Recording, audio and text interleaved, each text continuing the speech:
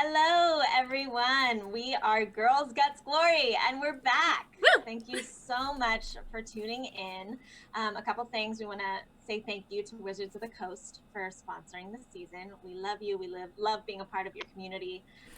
Also, shout out to Johannes Plenio of coolfreepics.com for some of our sweet background images. And yeah, we'll all introduce ourselves, and this is exciting. We have Rachel Seeley DMing for us for the first time. So yeah, let's go around and introduce ourselves. I'll start. I'm Kimberly Doherty, and I'm playing Daisy Gamwich, an artificer, human. You may want to Alice. toss it off to someone else. Yeah. Oh, okay. Yeah, sorry, I wasn't sure which order. I'm Alice Gretchen, and I am playing Velada Nailo, a centaur bard. All right. Allie. Hi, you guys. I'm Allie Go Nino. You can find me at go_Nino, Nino. And I'm going to wait to introduce my character. Kellen. Mysterious. Hi, I'm Kellen Coleman, and you can find me at Kellen Coleman. Apparently, that's my name. And I'm going to wait to tell my character. And our usernames are right below us, so that's where you can follow us on the socials. Oh, yeah. All right, Erica. Hi, I'm Erica Fermina. You can find me here. I am playing Leaf, the Goblin Druid. And Rachel, take it away. Hello, I'm Rachel Seeley. I'm your dungeon master. That's weird to say. But before we begin, there's going to be some questions about where all this stuff is coming from. This is all homebrew. I made it up. It's from my brain. So, let's actually just get into it. Let's begin. When we left off, all separated, you were enveloped with cold. And eventually the feeling went away, you numbed up, you don't really feel anything anymore. And it feels like at once so much time has passed and no time has passed at all. It's just been dark. And your thoughts are sluggish and you can't move and you can't see, you can't feel anything. It's kind of an empty existence for a little bit. And eventually you start to slowly gain feeling. The tips of your fingers start to tingle a little bit, and that tingling spreads slowly until it feels as if your arms are heavy and full of static, and it continues to move through your whole body, pins and needles, as if your limbs are waking up again after being asleep. And when you open your eyes, you find yourself standing in a queue. You're standing in a very large room. Marble pillars, marble floors in squares, tiles, huge dark red stone walls, and you're standing in a line of people, and you look around and you see these other people in your immediate vicinity who all look frostbitten. The tips of their noses and their fingers and their extremities are all black or deep blue, and their skin is all very pale and sallow.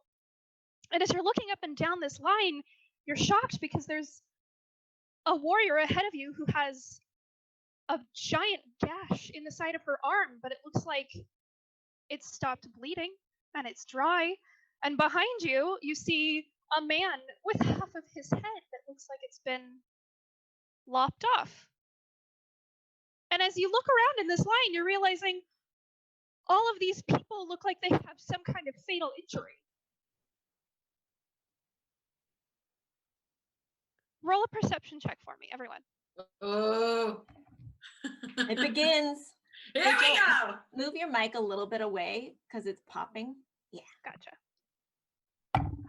Nice. Good.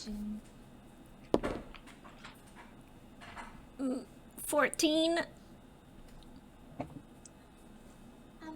I rolled a 13. Okay. Right. Oh yeah, I rolled a 6. 21. Not very. A 21? Everyone else is a little preoccupied with the fact that these people in line look like they've been in the middle of a giant battle. With the 21, you have a particular tie to life. You feel it all around you as a healer. And you know how to just very, very gently coax it and manipulate it. And right now, this cold wave goes over you and you feel it deep in your heart. You don't feel any life here at all. Not even your own. You hear, "Next!" And the line moves forward. You are standing on a red carpet, and on one side of you is a wall, and on the other side of you are these golden posts that have this rope tied to keep you in line.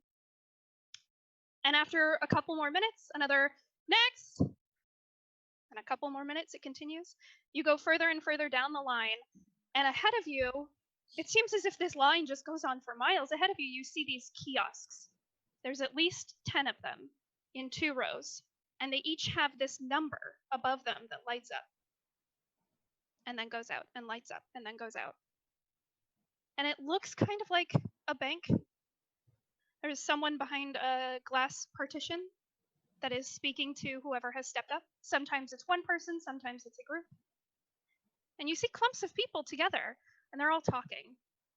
And with your 21, I'll let it carry over, you hear a group behind you. There's a tiefling, there's a small grung, there's a gnome, and a half-elf. And they're talking about a dragon that they've been fighting. They all sound very disappointed. Ding! Next! The line moves up again. Excuse me, does anyone know where we are or what's going on? Hello? Anybody? Hi. And I'm gonna tug on Daisy's jacket. Are you wearing a jacket? Yes, I'm wearing a large coat. I have boots on and my glasses and a hat. I'm rather eccentric, I guess you could say, in the way I dress. And my hair, well, right now it's a shade of yellow, which means I'm feeling rather nervous, but it changes often. Well, you're gonna feel a little tug on your jacket. You're gonna turn around. You're gonna see a little 3-foot tall goblin looking up at you. Hi. I just wanted to let you know, that I think we're all dead. We're dead? Yeah, I mean, did you not feel your life leave your body? Or was that just me? And in fact, when you start to think about, oh right, your last moments, your actual last moments alive, it's fuzzy.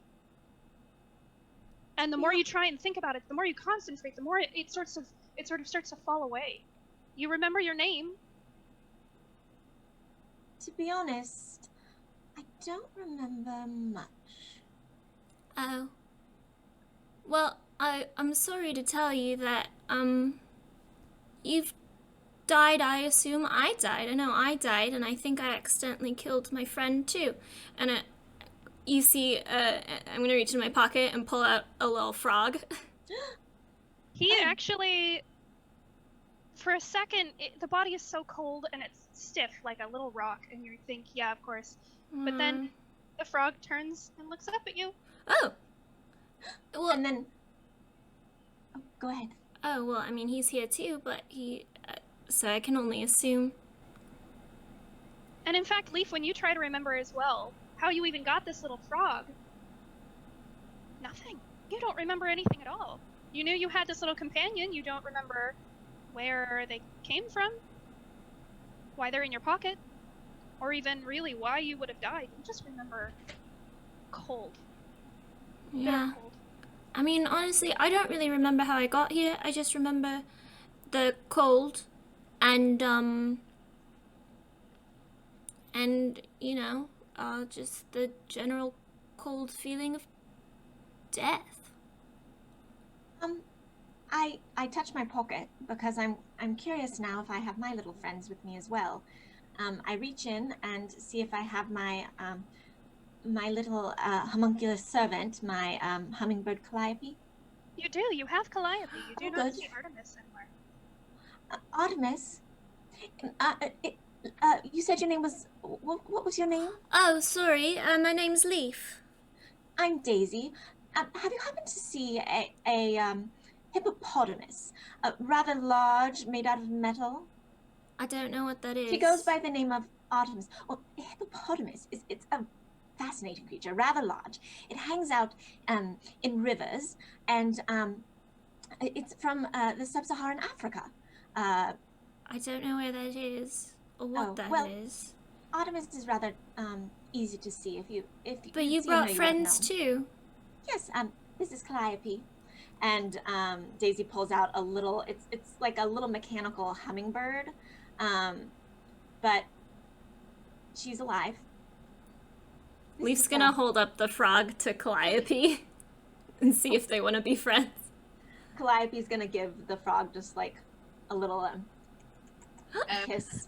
All Her right. tiny, like, articulated tongue comes out, and the frog just stares, like, what the fuck?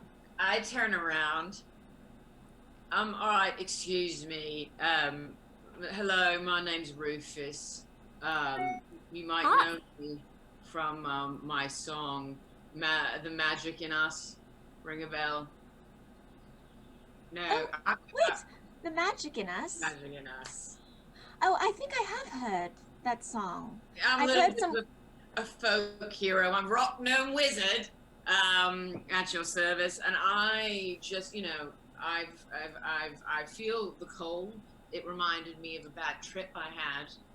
that time. Rufus, as you're starting to try and recall this, because there is a funny story tied to this with Rick, your brain starts to go fuzzy, and it kind of feels like the last time you had a drink. That really bad feel. Yeah. That was the point where you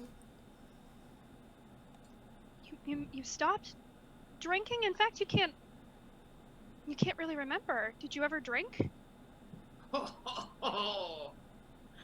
You can't remember.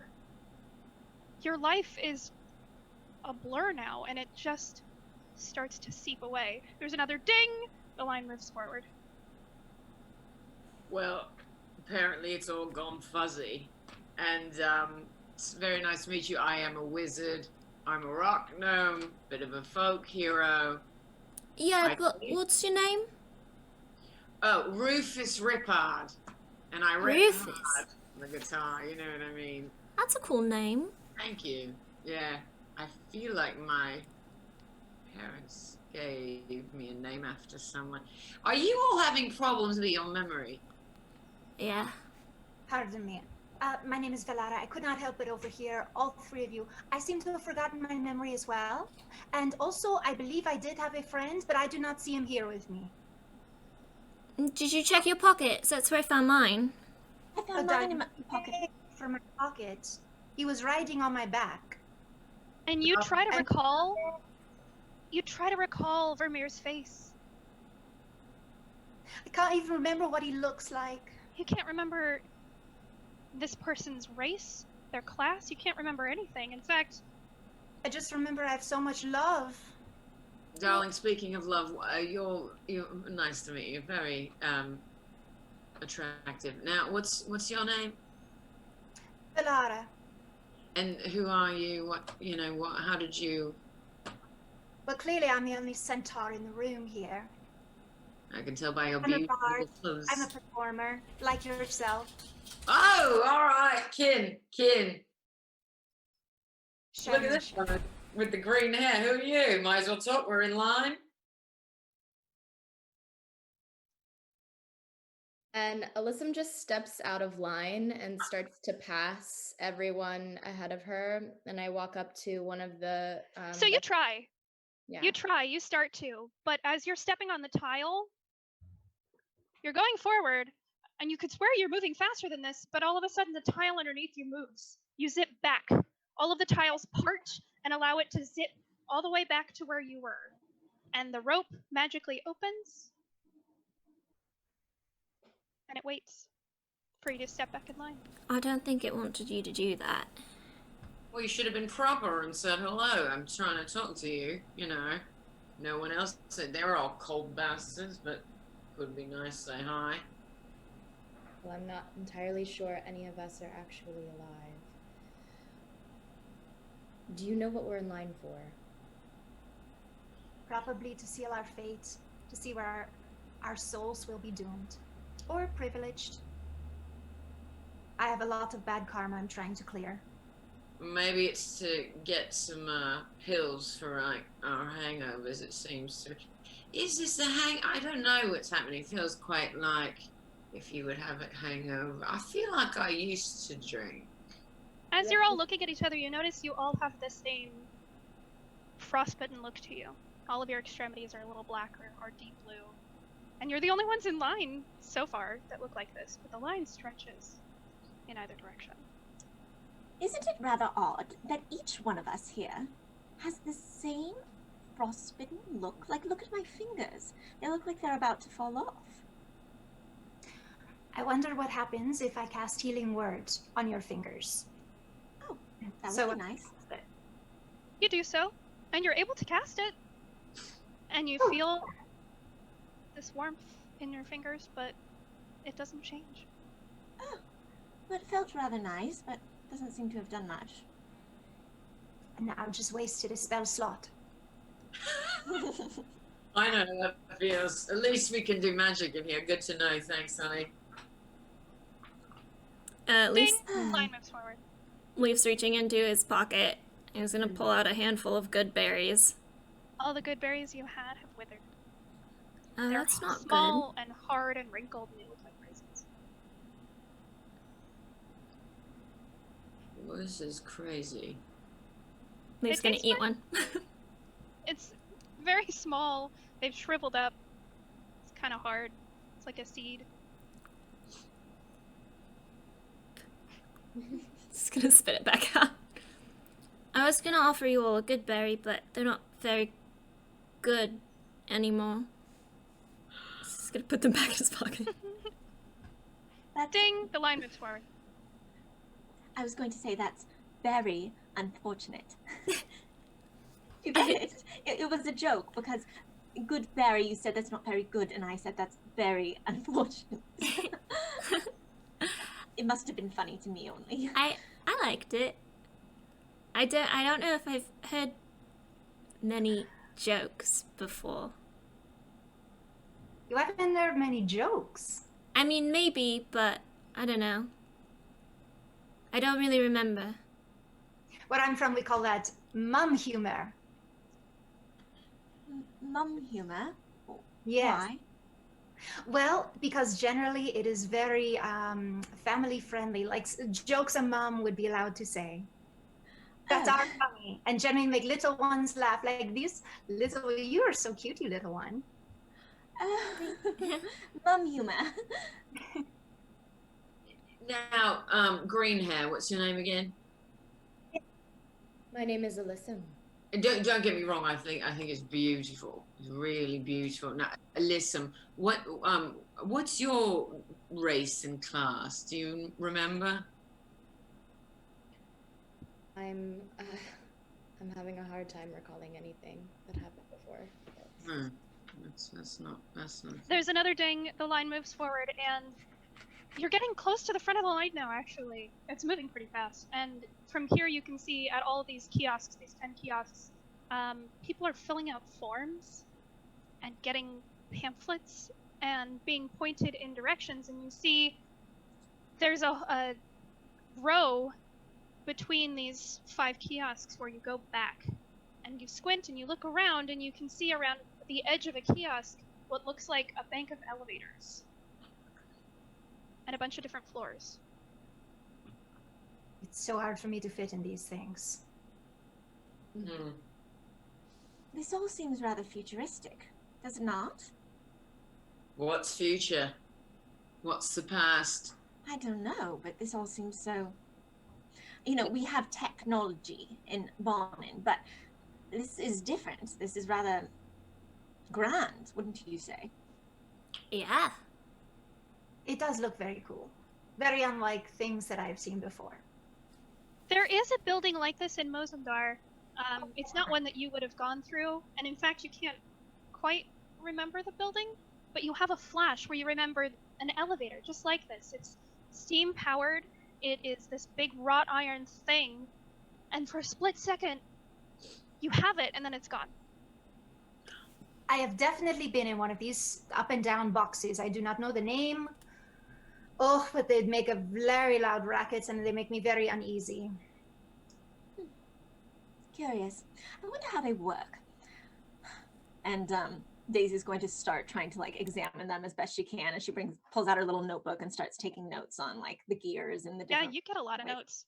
There's a lot of things in here that are pretty high tech. There are a lot of gears and oil and grease and steam coming up in vents all over the place. It's fascinating.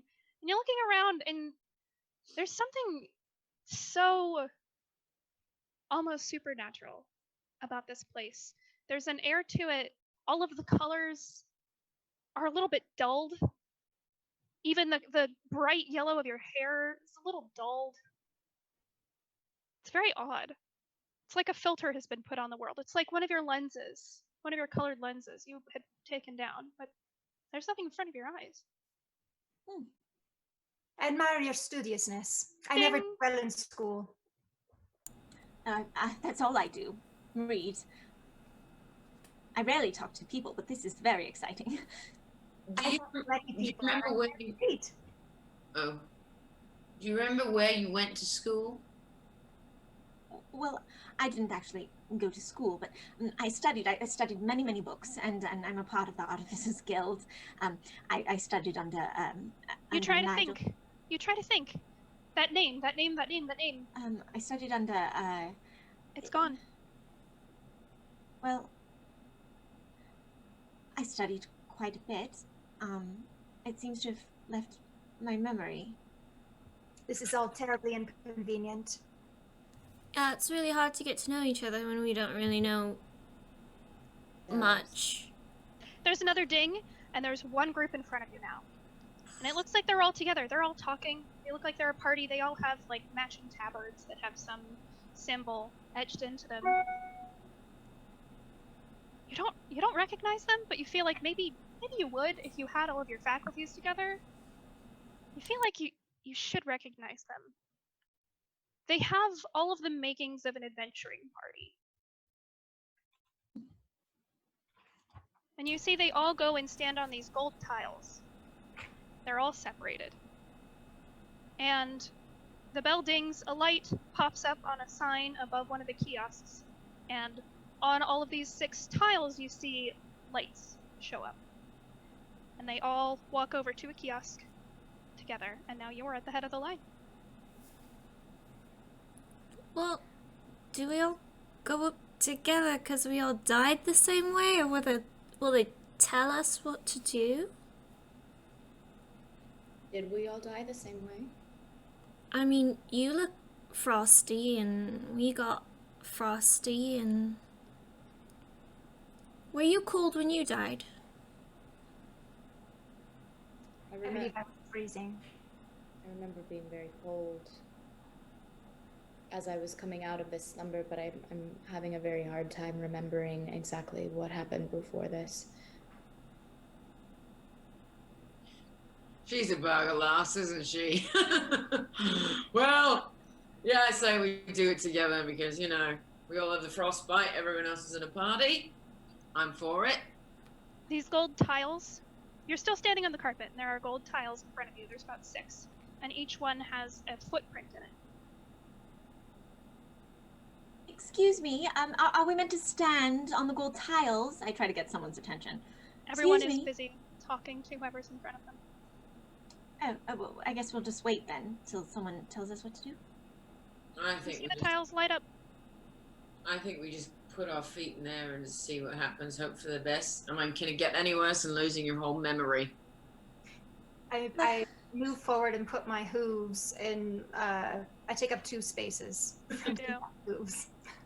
And in fact, it looked like it had been a human shoe print, but this gold shifts and molds to your foot, and it matches. Look at that.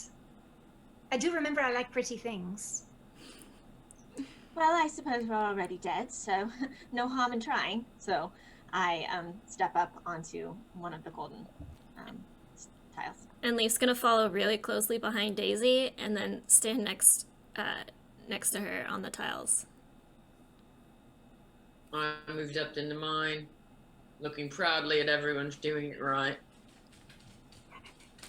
Is there an empty set of empty There tile is square? one empty tile, and you see there's a moment, Alice, you feel a little comfortable about this, but a man comes charging up the line, and you hear him shouting the whole way, "I'm not dead!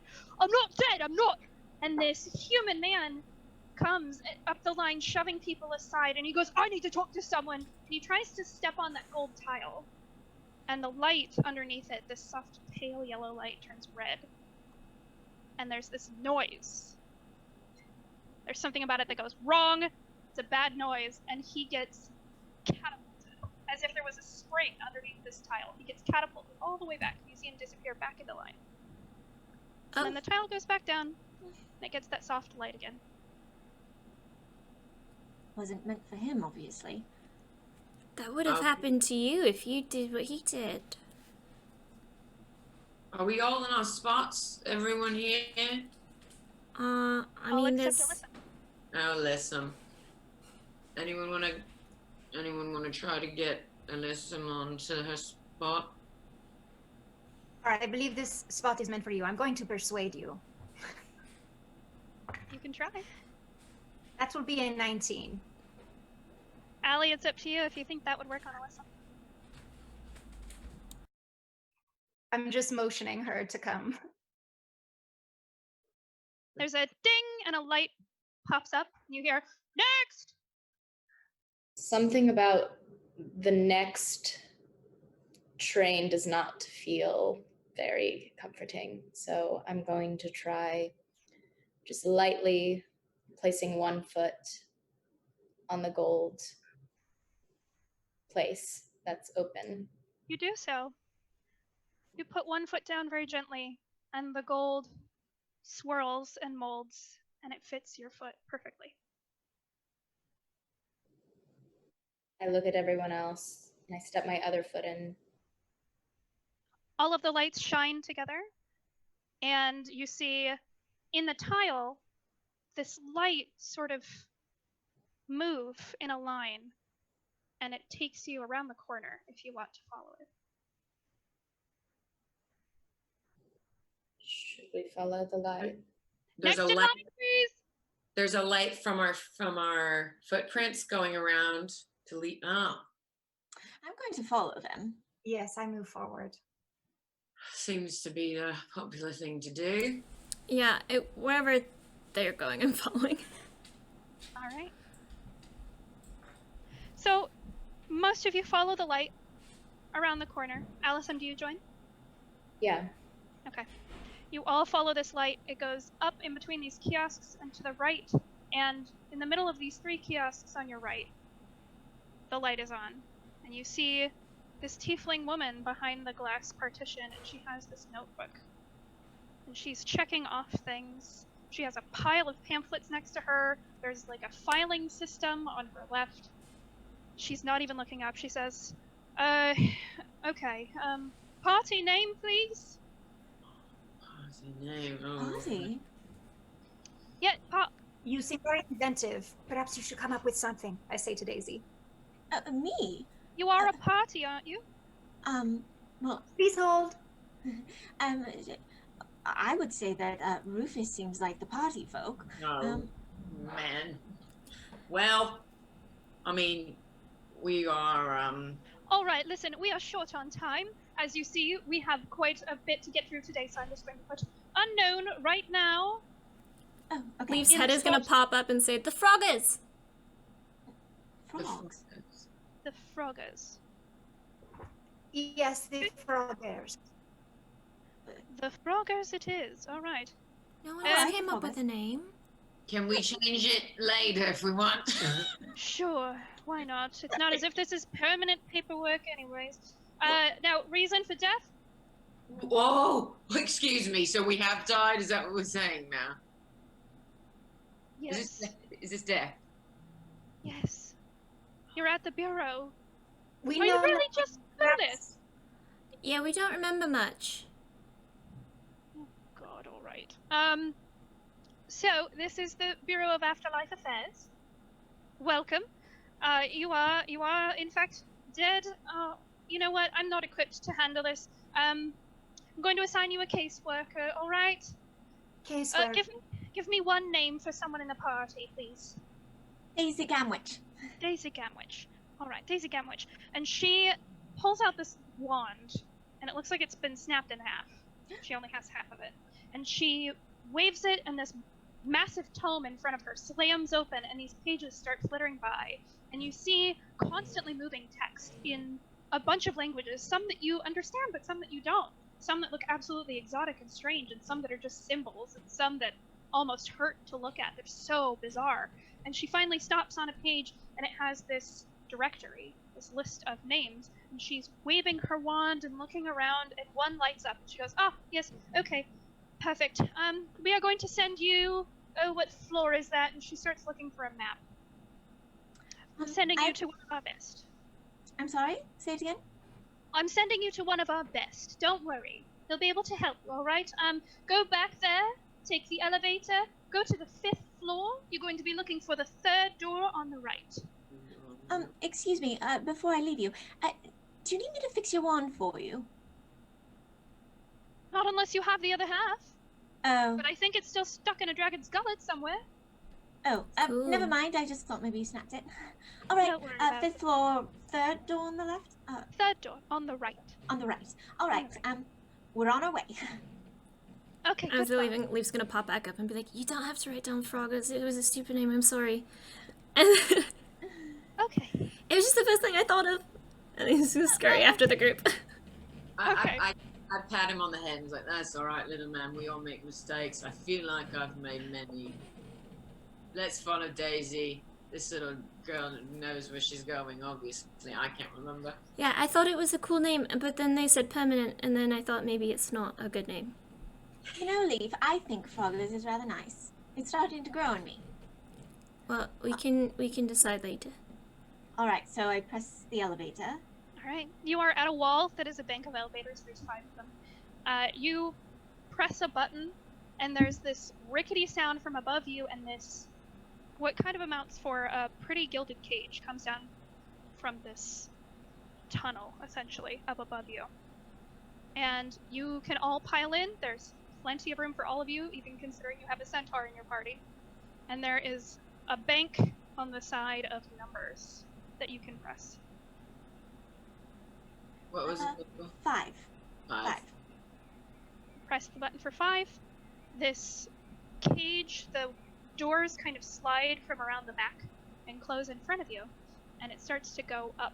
And you hear this very soft, like, violin music, and you all look up, and there's a tiny little grung sitting on top of the cage, and he's just playing a little fiddle.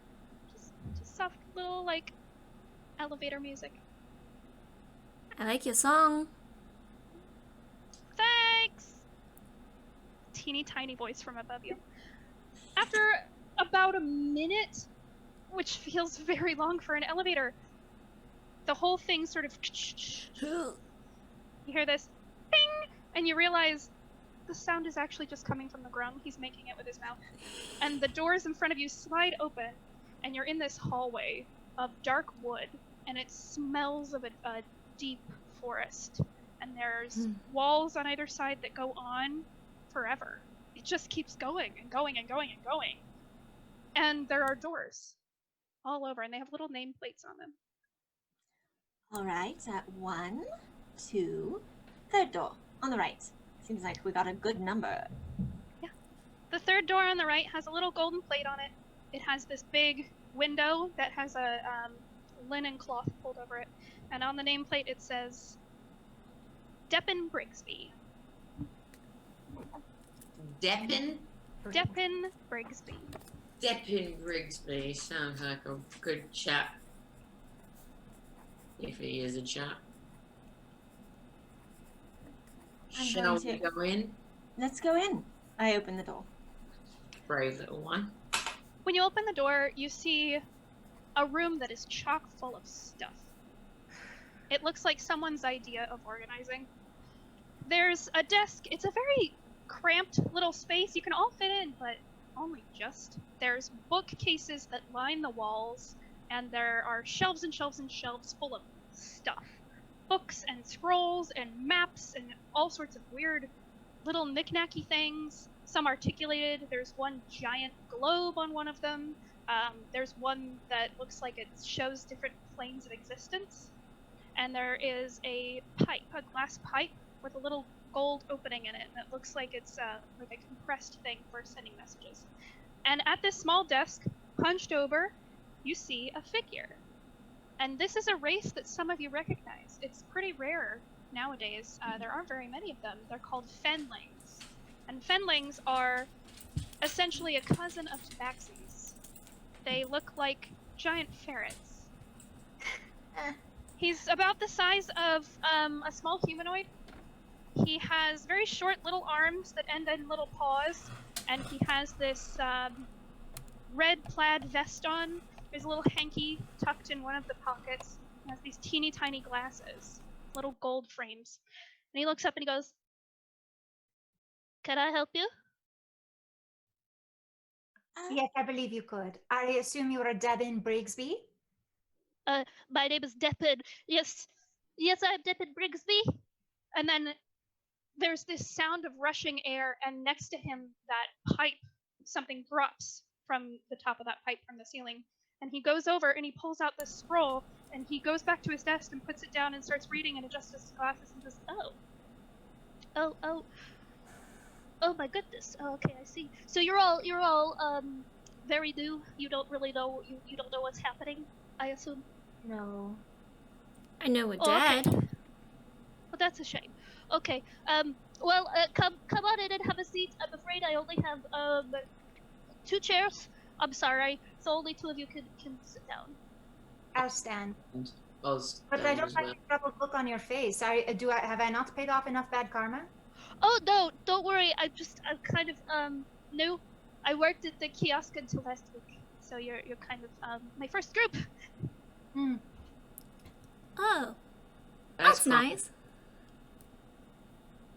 Come on in, have a seat, please. I'm going to take a seat and say, can you fill us in on what is happening? Yes, of course.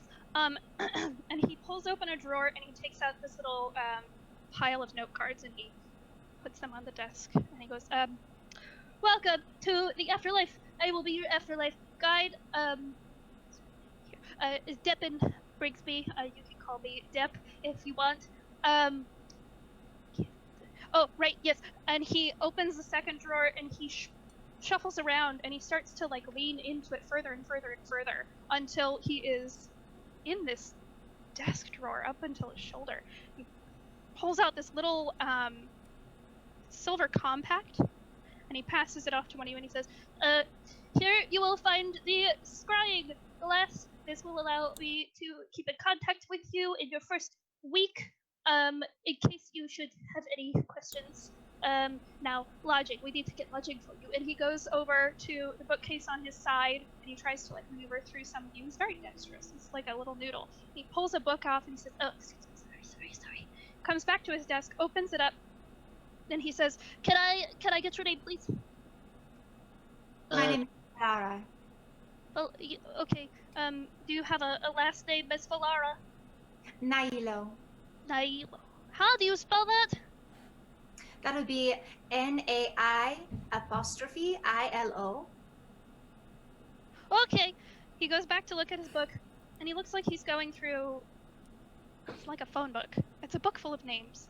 He goes through. Oh, excuse me. Nailo? Has it ever been spelled differently? Some people spell it with a Y instead of an I. Very Why? rarely. Okay. Why instead of an I? That'll be back on this page. And Some he's going people through put this. the apostrophe. He's going through this book trying to find your name.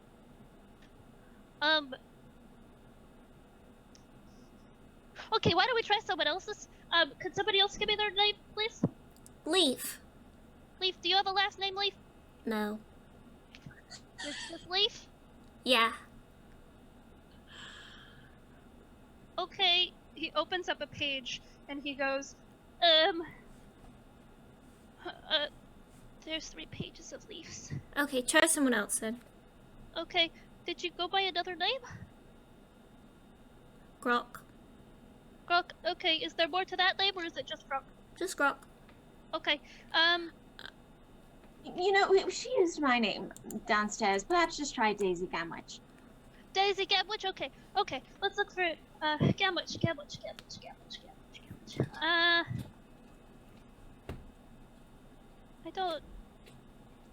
I don't understand, Right. I don't have your name either. Oh, sorry. The grungs out in the hall, they get a little excited. They start playing loud music. Don't worry about it. I don't have your name. I don't understand. Can somebody else give me their name, please? Rufus Ripard. Okay, Rufus. Sorry, they just get really excited. Ugh. I don't have a Rufus. Excuse, you don't have a Rufus? Oh, I don't think you're in this book. Oh, now hang on. Where did I put that? I didn't think I'd ever really need it. Excuse me. Can I use one of those chairs, please? Oh, absolutely. And Daisy jumps up and lets him out of the chair. He wiggles around the desk, and you can tell purely by his demeanor, he's nervous. This is something that he was not trained for. He steps onto the chair after having scooted it over to one of the floor-length bookcases. And he stands on top of it, and he's rooting around. He presses on this particular knot, and a little panel opens at the top. He reaches in, and he pulls out this dusty book. Sorry, my allergies. Okay. Let's try this book. Thank you for the chair. And he goes back to sitting on his desk and he looks through these names and it looks like there's only 5 pages that have writing in them. And he goes, okay, here we are. Camwich and, quote unquote Leaf, and then, Alyssum. And yes, I assume that you are Alyssum? Alyssum. Alyssum. Oh, I'm sorry. Okay. Alyssum. You are Alyssum then? Okay. Well, you're all in this book. What's that book? Don't really know. They told me I would never really need to use it. Hang on just a second. And he rings a bell. Okay. And a door pops open in his little desk. And from the top, this little scrying mirror comes down, and he twirls a little thing on the side. The glass goes foggy, and then in it you see the face of this older gentleman, and he has this long white beard, this white hair that's been tucked back, and he looks like he's in the middle of doing something. Yes, I was looking for these sending stones. Deppin. Oh. Yes, sorry, I'm in the middle of a meeting. Can this wait? Deppin goes, no, sir, please, there are people in the little book. Yes, this cannot wait. What should I do, sir? And the man in the mirror sits back in his big plush chair and he says, I'm not sure. That hasn't happened in a while. Deppin, get them situated. And we'll call on them later. Okay? Deppin goes, yes, sir! Okay. And the mirror disappears back into that little door, and the door collapses on top of the desk. And Deppin looks around and says, okay. So this book is for great adventurers. This book is for people who have done magnificent things or will do. It's a fickle book, and the names tend to disappear and then reappear. I don't really know too much about it. I'm sorry. I'm not really good at this. So what I need to do right now is I need to set you up with a place to live. And then I can tell you about where you are. That would be wonderful. Okay. So you're in the afterlife. Do any of you have gods that you pray to? No. Alyssa? Okay. So here's the thing. This place is in the middle of the Plains of Penitence. So, your god is probably gonna come for you and take you to their afterlife, which is gonna be a specific different place. But if you're here, actually, then there's probably, a reason that you're here. Okay. What happens if you don't have a god? Well, you're stuck in the Plains of Penitence. It's really not that bad here. Oh. I mean, I've always prayed to the rock gods, but that also, you know, because I'm a rock gnome, it also has to do with nature and. But is there one specifically that you No, pray it's just a rock god. I didn't get too specific when I was a kid. That's all I was told. So maybe that means there's none. They don't like that. Okay, so for those that don't have a god, if you want to, you're supposed to be able to go to the Temple of Sorrows and pray to a god and hope that they take pity on you and take you to their plane of existence. Or you can stay here. It's a pretty nice place on its own, actually. But let's get you situated in a place. So, welcome. And he pulls his little note cards out again, and he says, "Welcome to the city of Judgment. It's really nice here. We have a lot of libraries. So you're in the bureau right now. We're in the northwest corner of the city. Don't go out into the actual penitent plains on your own because it's very dangerous out there and there's a lot of demons. As long as you don't do anything dumb, you'll be fine. So there are a couple of places that I can set you up in. We could send you to the Mortar's Cup, which is not that expensive. We could send you to the Riverside Inn. We could send you to the Crossroads Tavern, but that's kind of in a bad neighborhood. But it's not very expensive. And we'll pay for it, actually. I was gonna say I only have berries and a frog in my pocket. I don't have any money. Oh.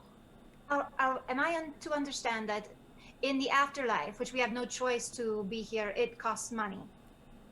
For us, this is just like we're gonna pay until we get you permanent lodging somewhere. So it's on your dime, is what you're saying? Well, yeah, right now until we get you a house. We'll take the most expensive one then. Oh, okay. Let's see. That would probably be the Riverside Inn. The Riverside Inn is on this side of the river, so that's good. This side of the river is really the good side of the river, so that's good. Okay. Wait, did you say the dead side of the river? No, the good side. It's on this side of the river. We're on the left bank. On the right bank, it's a little bit dodgy. There's some fun stuff over there, like the temple is over there. And some other stuff. Deb, and So, yes. Are there levels to death? Like, is it possible to become even more dead than we already are? Well, yes and no. There's several different layers to this place that you're in right now. There's several different layers to the planes of penitence. There's also several different layers of the places underneath that we don't talk about here. There's lots of different places you can end up when you die, and there are different I guess you could be more dead. Okay, so if you're in this book, it means that something's up. Basically, I don't know how to explain it. We gotta talk to some people. My boss, the guy on the scrying glass. His name is Pace Joven. He's gonna get back to me. He's gonna talk to some people and figure out why your names are in this book. Normally, it's like really big adventures that people have heard of, who are a big deal. And I don't mean to be rude at all, but I have never heard of you. Have So- you never heard of the Froggers? I don't know what that means. Okay, never mind. Are Not all of us, honey. Okay. Not- We all frogs. At one point. No, that I why? have a frog. Oh, okay. No, I haven't. Sorry. But there's gotta be like a reason that you guys are in here. So we gotta talk to some people and figure out why you're in here. But that might take a little while because we're talking to people who are like all over the place. Chris, can we go to the riverside? Yes, of course. And then let me. perhaps you can come get us when you've gotten more answers. Well, that's what the scry glass is for. I'm just gonna like call you on my big glass and we'll talk to each other. Do you know a way to get out of here? Become undead. Is that something you can do? I mean, Pace could do it. I couldn't. There would need to be a really good reason for doing it. We don't really like send people back to life unless it's like a dire situation. Unless it's like, you know, the gods say that you're needed on Earth for something specific. But like, I don't know. There's a way. I can't do it. I'm not. Yeah, you're new. We know. Yeah. All right. Sorry. Shall we go? Shall we go back? Okay, To the so town? okay, let me get you a little coupon. And he opens up another drawer and starts shifting around, and he pulls out this piece of paper, this parchment, and it says essentially, "Admit this party to the inn on order of the bureau." And he hands it off to you, and he says, "Okay, they should be able to put you up. It is the nicest inn. I'm gonna have to do a lot of paperwork for that." So what you're gonna do is you're gonna go. Actually, let me just give you a map. He goes over to his desk, he pulls something off the side, and he gives you this folded piece of paper. And he said, I drew it myself. So, yeah. I used to be a cartographer, so I did a pretty decent job. And it basically tells you it has these listings of places of interest. It looks kind of like a tourist map. Like he's tried really hard on this. And it tells you where to go to get to specific places, but it has the Riverside Inn marked on it. So I mean, I guess for now, just keep the scrying glass on you, and you're free to go. And I'll get in contact with you later when we figure out what's going on. And sorry that the bureau could not handle your business at this time. How do we leave the bureau, like the building? You go out the door and down the elevator to floor 0, not L. That's the lobby. That's where you were before. If you go back there, you're just gonna annoy the kiosk people. Oh. Right. Yeah. So All just right, well, 0. thank you so much, Deppin. Yeah, of course. Appreciate your help. Good luck Oh, with the thanks. job, the new job. Okay. I'll be in contact shortly, so stay nearby. We'll be All at right. the hotel. We'll Thank be you. Okay. on the place on the map. Wait, did you give us something for the scrying? No. It's just the little silver compact. If you open it up, it has a scrying glass inside. Did you? I'll take it. I'll be in Okay. charge of it. All right. Okay. Okay, bye. Thanks for Bye. coming in. Bye. We're leaving. Open the door. Out of here. I've had enough of this ferret-looking guy. Let's go. So you go Okay, back into the very hallway. No offense taken. You go back into the hallway, and at the far end, on your left, is the elevator you came from. I pressed 0. All right. It takes you down past the lobby. You can see the floors going by. You see several very odd, disturbing things. One floor that's just all void, all black. And then the doors open up, and all of a sudden, you are at these giant steps. And when you look out into the world, you see darkness. Somehow, there's enough light here that it feels like it's midday, but there's no sky, there's no clouds, there's no sun, there's no stars. Underneath, there is gray grass for an expanse for miles. You see buildings. There's a lot less color out here than there was inside the bureau. Do not like this color of whatever this death layer is. It's very morose here. But there is a path that goes into what looks like a village center, a little marketplace, and the map can show you how to get to your hotel. Rufus, I think we're going to have to bring some life to this very sad place at some point. You're telling me, honey. I don't know. I think I just copied your accent. I think I've had a little too much death for today. Something or other, but yeah, we're gonna have to put on a show. I have this. I have my I think I made it. Yeah, you have a very deep connection to this So I instrument. remember. You know this is yours. You know you made it with your own 2 hands. Whip it out. Don't worry, it's a guitar, and it's my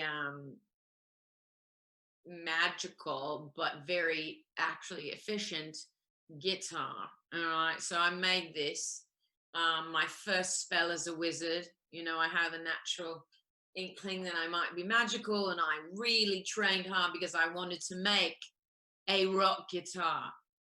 So I found a rock in my grandpa's yard, and I made this spell, and I made the rock lightweight and hollow, and took steel and made strings, and this is my rock guitar, my thing that made me. Am I a musician? When you hold that guitar, there's something so grounding about it. Like it's an anchor. Yeah, it feels like I could play this. I could rip hard on this guitar, if you know what I mean. Rufus, rip hard. Yeah, we're gonna have to use this. Do you sing? Do you act? What's happening? No, I am a flamenco dancer. I hope you have some flamenco songs in your roster. Oh my God. You know, I feel like with those hooves, you're exactly who should be dancing the flamenco. Oh, darling, I'm not going to go right here. But later on, I also incorporate sport cracking into my routine. So it's just lots of taps between my hooves and my sport whip. It's just lots of cracking. Don't catch you on a bad day, huh? Do not catch me on a bad day. I'm a percussionist as well as a dancer. We will be a wonderful team. Are you all still standing on the steps? Daisy has started looking at the map and is trying to find her way. Come on, then, hurry up. I'm walking behind, just talking aimlessly while she leads the way. She's a smart one, that one. I'm just following and observing. Yeah, I'm following behind Daisy. You can go through the marketplace. There's a lot of people here, and the longer you look at them, the more you get the sense of how they died. Some are missing limbs, some are missing eyes, all sorts of things all over the place. But it looks like none of them have really decayed. They've stayed how they were. I would have thought that when you died, you didn't keep your death form, but I guess it makes sense. Well, perhaps while we're in the plains of penitence, perhaps, maybe when we end up wherever we're supposed to end up. I hope so. I'm still hoping we'd go back. I feel like I have connection, people, of things there that I don't want to part from. So, maybe we can be in this special book because we have to achieve something to. I don't know. I just know that I have some frostbite instead of missing a head. It's not so bad. Yeah, or it could be something worse you're missing, Yeah. Like what? Listen, Leaf, you just think about frogs, alright? Oh yeah, it would be pretty sad if I was missing my frog. Excuse me, what'd you say? Oh, I'd be really sad if I was missing my frog. Exactly, and I'd be really sad if I was missing my guitar. Anyway, I think it's just up this street here, and Daisy's also going to be looking for pieces of scrap metal, any little things that she can collect to remake Artemis. Okay. There are a couple of stalls that have some sort of scrap metal. It looks like adventurers' trappings. There's some shields and stuff. Nothing that really... Well, make a perception check for me.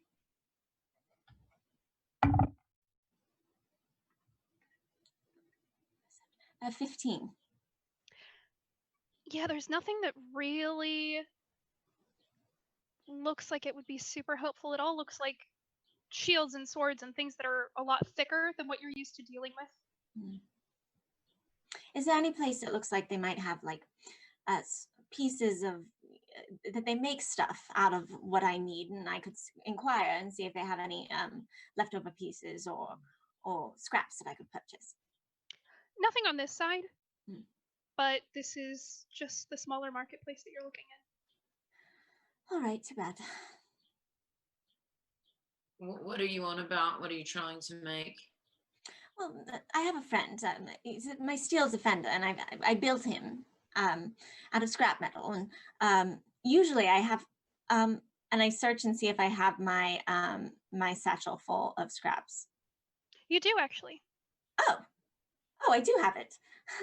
I just assumed I wouldn't have it with me.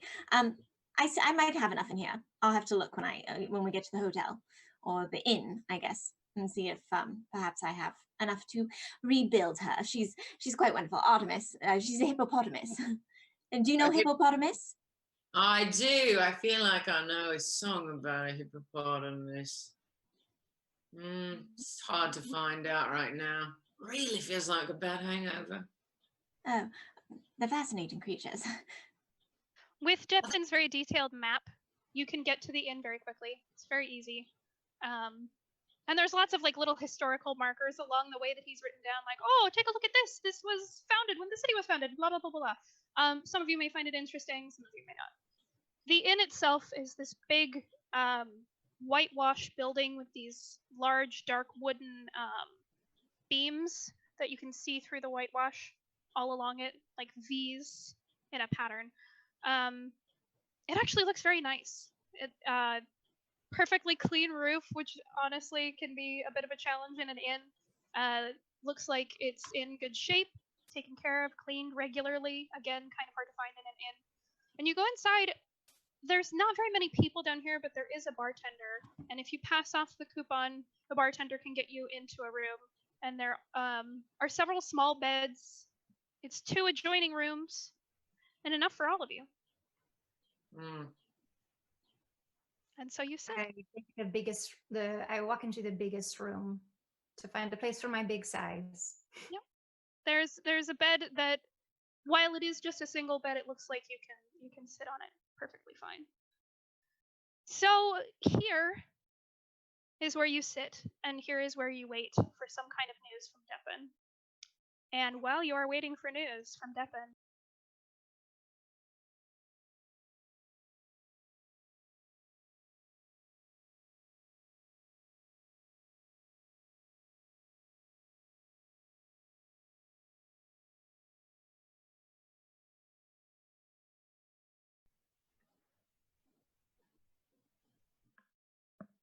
welcome back to Girls Guts Glory. Where we left off, everyone was sitting in their tavern, waiting for news. Some time passes.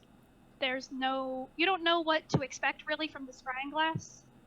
It's just a little silver compact, no detail or anything, very plain.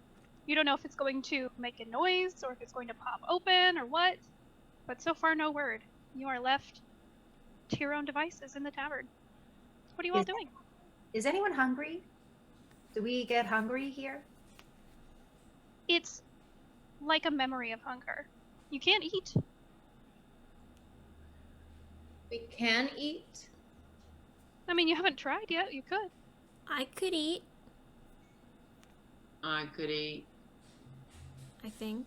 I'm going to try to rebuild Artemis with what I have. Okay. I wonder if it's possible to gain or lose weight in the afterlife if you eat. For example, have you guys ever heard of this thing called a glazed donut? No.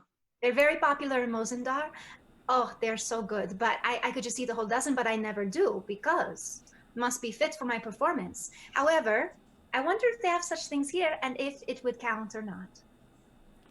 I wonder if there's room service. You're from Mozendar? Mozendar. Am I from Mozendar? I think that sounds familiar. I think I might be from there. It sounds like a name. My gut says I say this name often, so if I'm not from Mozendar, I have definitely been there and frequented there. Roll a Constitution check. Which one, darling? If either of you are trying to remember, I think I am as well. A dirty 20. Dirty Ooh. 20. Oh, what a... What is that? 17. Both of you actually have the same emotion. When you say the name Mozumdar, you're not trying to think of your backstory. You're not trying to think of your past. You're not trying to think of where you came from. It just came to your mind, unbidden. And when you say the name, there's something that the name feels heavy on your tongue, and it seems familiar. And you have just a flash of a memory of someplace warm with sunshine and people, so many people, and bright colors and fancy treats. Like there was some kind of feast of some kind, and you're almost a festival, and then it's gone. And you don't remember. Did you ever go to like a Like a carnival. yeah, like festival, carnival sort of with More colorful than this place. yeah, I had a memory of that just now. When you said Mozambique, I was like, Mozambique, and then I thought, food, festive, decorations, and then it was gone. Yeah, so perhaps you're also from Ozendar. Do we know each other? Maybe we do. I lean down and I stare into his eyes, trying to see. Are you by any chance?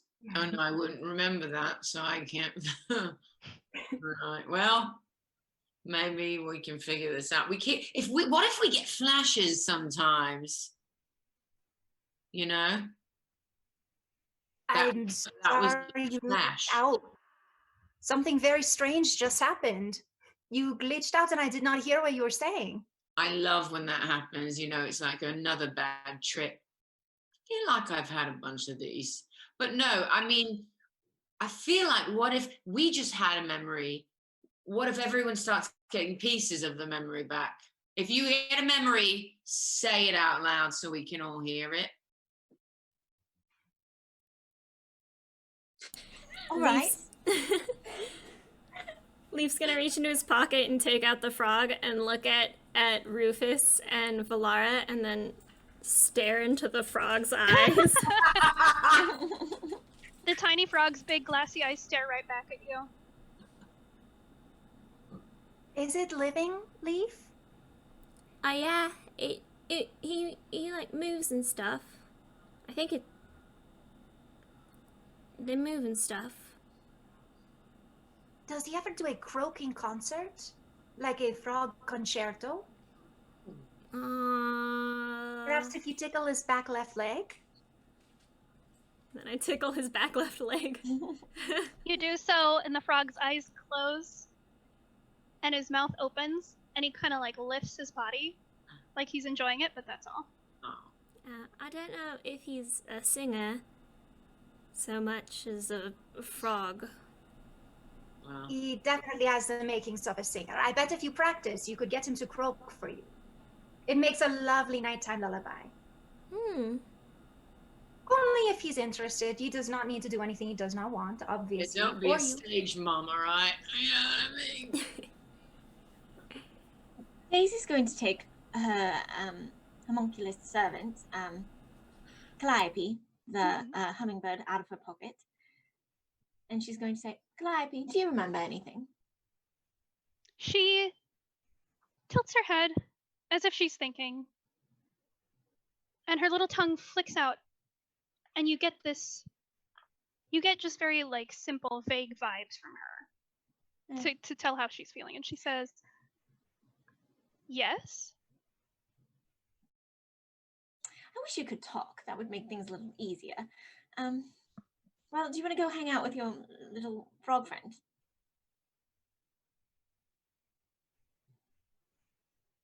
All right, go, if you must. She sort of hops to the edge of your hand and then flits over to Leaf and lands on Leaf's arm and tiptoes closer to the frog.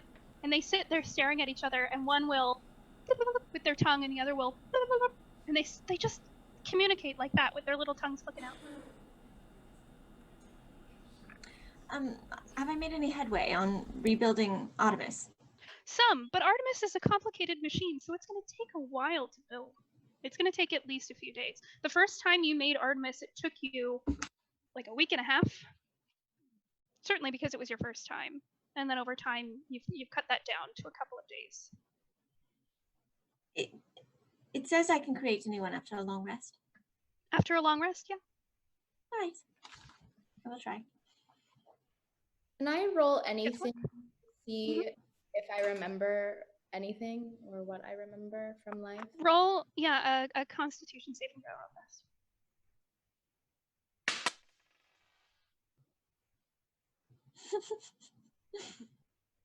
13. With a 13, you don't remember much. You remember water. Deep water. You remember talking to someone who meant a great deal to you. You remember there's this pang in your heart, something bad. Betrayal. And just like that, you remember the shadow. You remember every detail of that shadow, that long shadow that you saw in the water. And it's such a stark memory above any other memory that you have, stronger even than your memory of your name. You remember this shadow. And you feel on your hand, the ring gets warm for a second, and then it ebbs back. Do I remember where I got the ring? You remember whose it is. You don't remember where. Oh.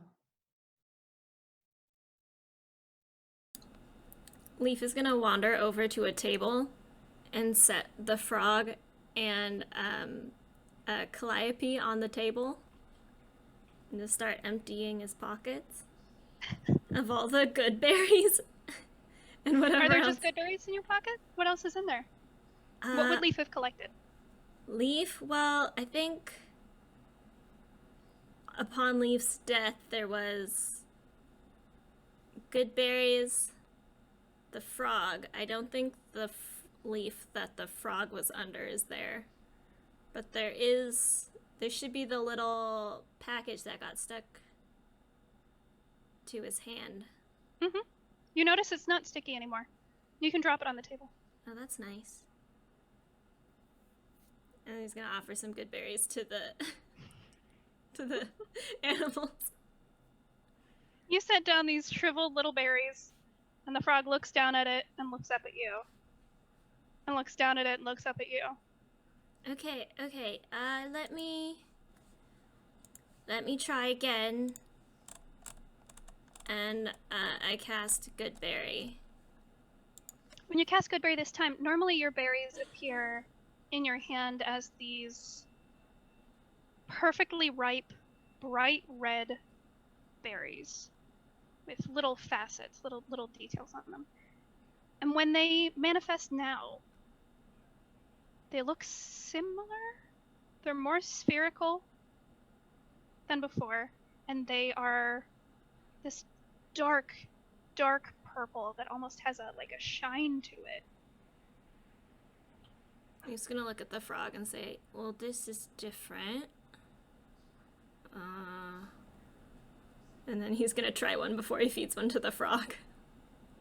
It bursts in your mouth perfectly ripe. There's a cold sense to the juice, but it's good. It's not freezing. It's just, this is not a warm berry. You know what I mean? Mm-hmm. It's like it's been in a fridge for a little bit, but it tastes really good. It's a very subtle flavor, but it's sweet. Then I'm gonna offer a couple to the frog and Calliope. Calliope does not partake, but the frog does. Starts to just... Oh, get one. Eats about 3. No! And then I'm gonna... Do I have any memory of the package?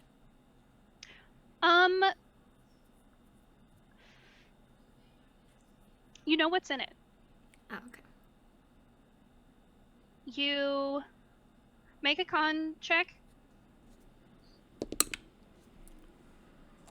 No 11. memory of where it came from. You know what's in it. Okay, I'm just gonna open it up. Okay. You see that small stone, little black stone, and by little I mean it's like that big. Mhm. You remember it wasn't yours before, but somehow it is yours now. He's gonna put it back in his pocket. Okay, you do so. Does anyone want a good berry? Didn't you say they tasted bad before? No, these are new. These are different. Oh, sorry, I was zoned out in my own little world. You know, sometimes my brain doesn't work. What do they do? I'll take one. It I mean it'll fill you up. Oh Huh? no, I mean it'll fill you up. And they you know, they taste good. I don't know. Back. They are good. It's honestly like a watermelon. It's very watery, sweet, cold. It's good. It reminds me of something that I think was called the gusher. Gusher. I don't think I know what that is. Gosher. It's very faint. The gusher. It's like a burst of. It's very good. Not too bad. Alyssa, can you describe what you look like for us? Self. I'm an Eladrin. I have long mint green hair and cloaked in a white robe.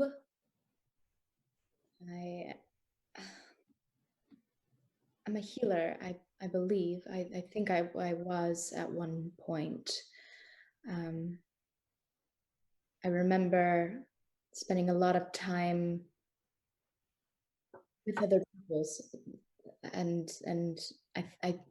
I can only I just get the feeling that I was a healer, but I guess I don't really have a lot of or any proof to substantiate that. Well, you're rather striking. Tall with your green hair and it quite beautiful. Glowing, even though somehow you have frostbite. Oh, well, thank you. Thank you. Something to look at, and you know, all these dead people. Don't really remember what I look like, other than I can see my hair and I can see my hands, but I suppose I don't really remember what my face looks like. We have reflective surfaces, you know. You can go look in a cabinet if you want. I could. Yeah, probably. I mean, we have that. That's not a mirror. There's a glass thing on it we could use. But would that work on my face? Oh, I don't know. Does your face not have? We can see it if that helps you. It looks nice. Do scrying mirrors do that? Just They are reflect. when they're not turned on. Okay, I walk up to the mirror and I pick it up and I look into it. Oh, You yeah. see your face, and there's something familiar about it, like there was someone else with this face as well. And you get just a soft, Oh no. almost bittersweet memory. You had a mother, and she looked just like you. Or rather, you looked just like her. I put the mirror down. You're not happy with what you saw? You're gorgeous, darling. I think, well, I know. I spent a lot of time. I think she was a healer too. I get that sense. It breaks my heart to know that I've left her and that she doesn't know what happened to me. I feel you there. Supposedly, we all must be loved by someone, right? We made it this far. Maybe.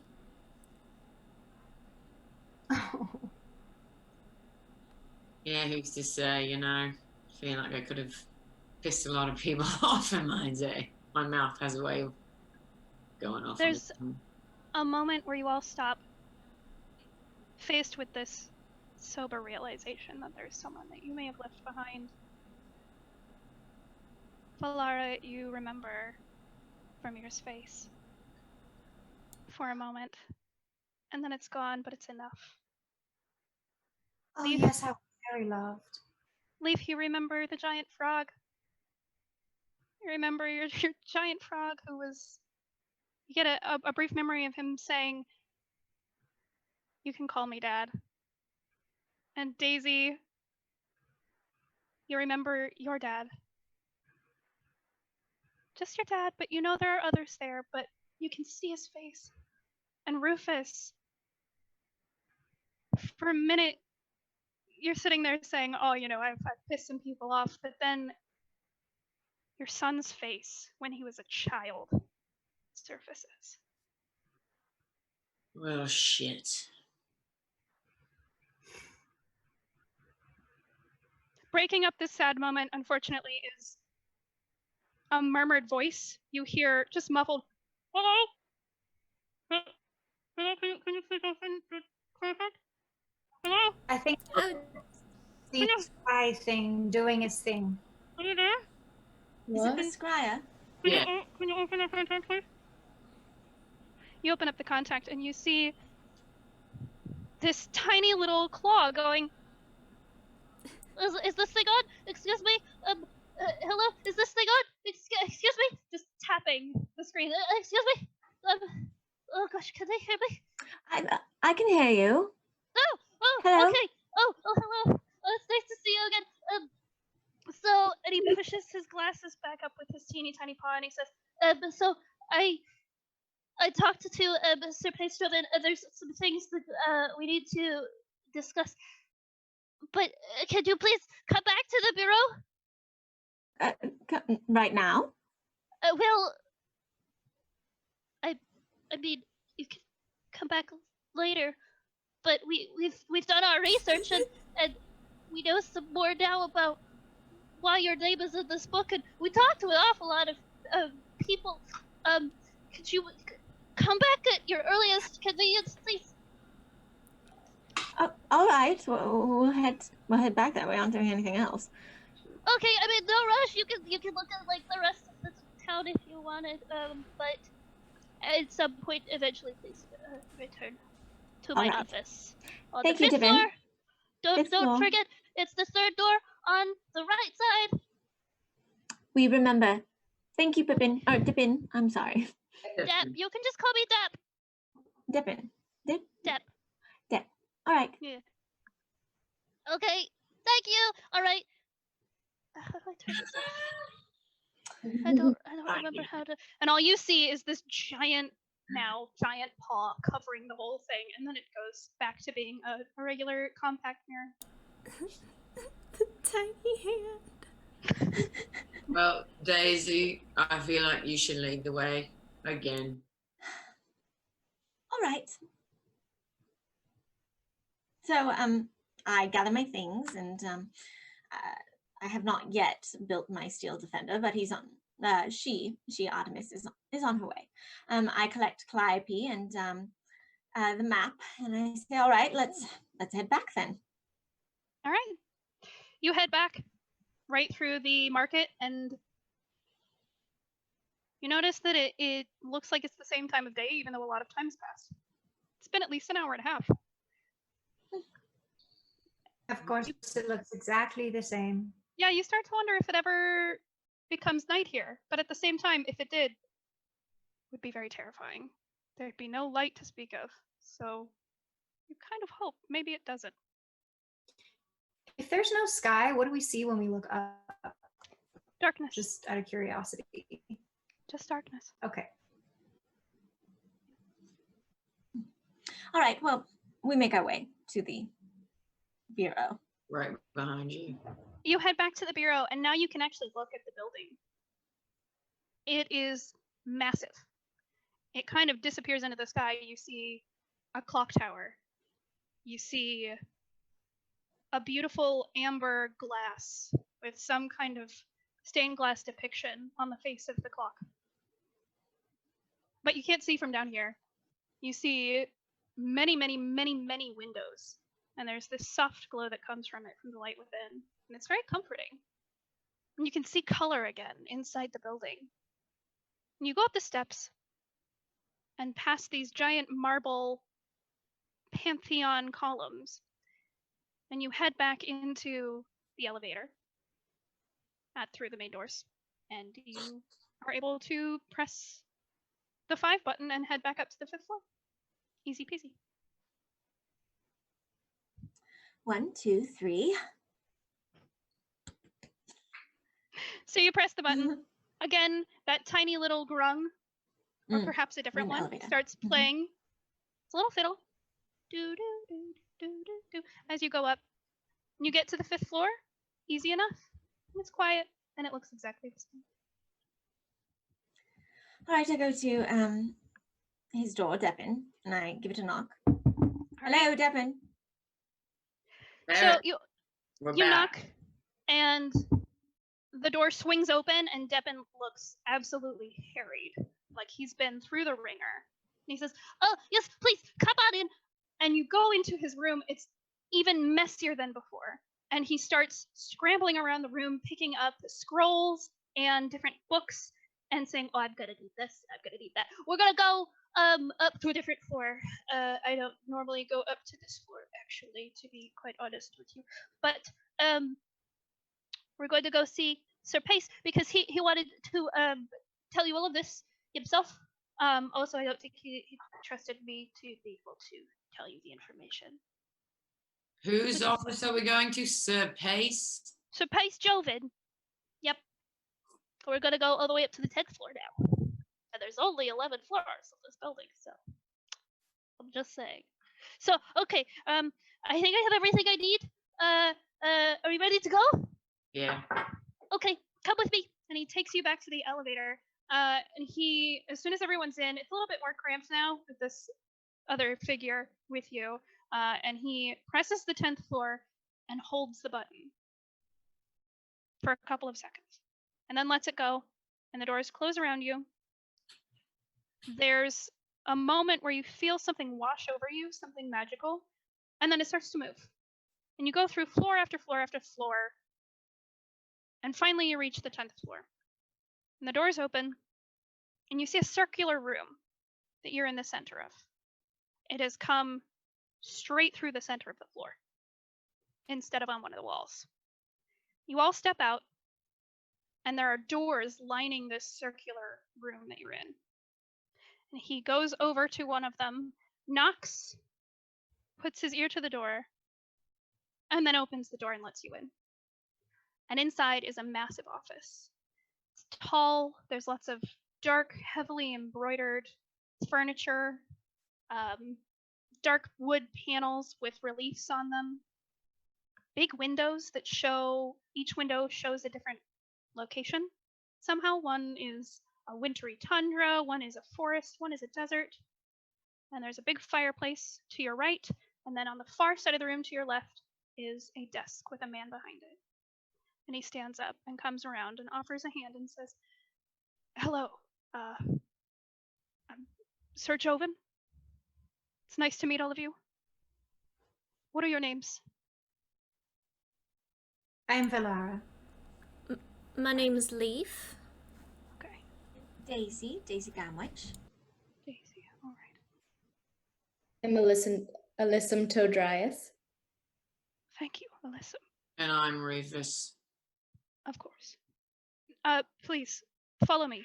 Takes you over to his desk where there are enough seats for all of you. Unfortunately, not one for Deppin. There's a little stool off to the side that Deppin grabs and drags over and sits with his teeny tiny little legs off the side. And Sir Pace goes and sits down.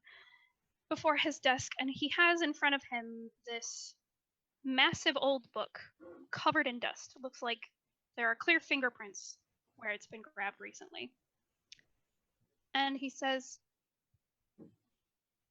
I apologize. These are not normal circumstances.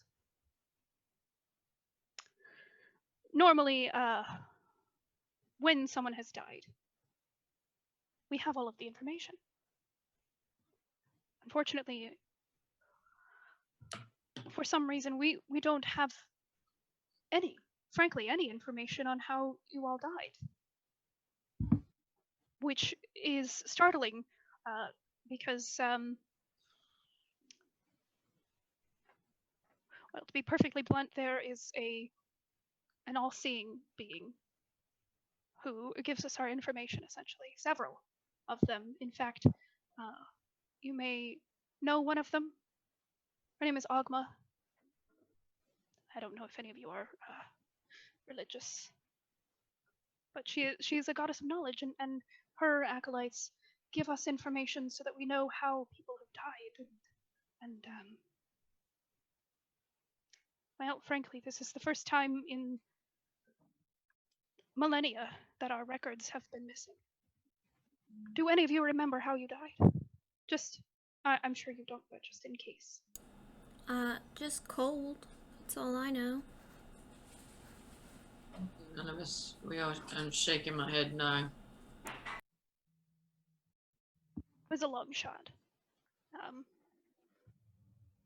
You see, it's very unusual that a god would not be able to tell us how someone died.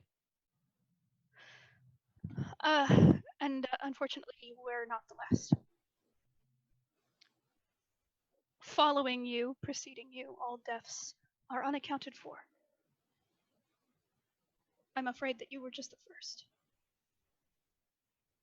And I have a bit of a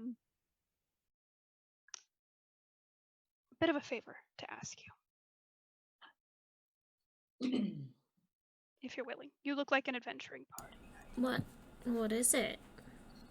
Well, I have my own ways of attempting to contact this being. I cannot, for my own reasons, go out into the Penitent Plains. I need a capable party to go out there and see if they can find some information on why this god is not responding. We have to go talk to a god. Well, no, not necessarily. I need you to go to his temple. Oh. That's Scary. It's not within the city. I thought we were told not to leave the city? Yes. Normally I would not ask this, but I have my hands tied with all of these new people coming in that have no past and no memory. So we're not the only ones. No. Almost every single being after you that has died has come in without any kind of recollection of how. Could it be possible that the all-seeing eyes, or those with the all-seeing eyes, something could have happened to them? I mean, that is a concern, certainly. And you said that she's the goddess of knowledge. Well, Ogma, yes, and I'm not concerned about Ogma. It's the other god that we get our information from. And who's that? Well, it's not a name that you would recognize. His name is Sirt. And he is the god of what? Well, a god of death and a god of judgment. He's typically at the gates between life and death, and there, normally, under normal circumstances, when people pass through the gates, they are judged and placed accordingly.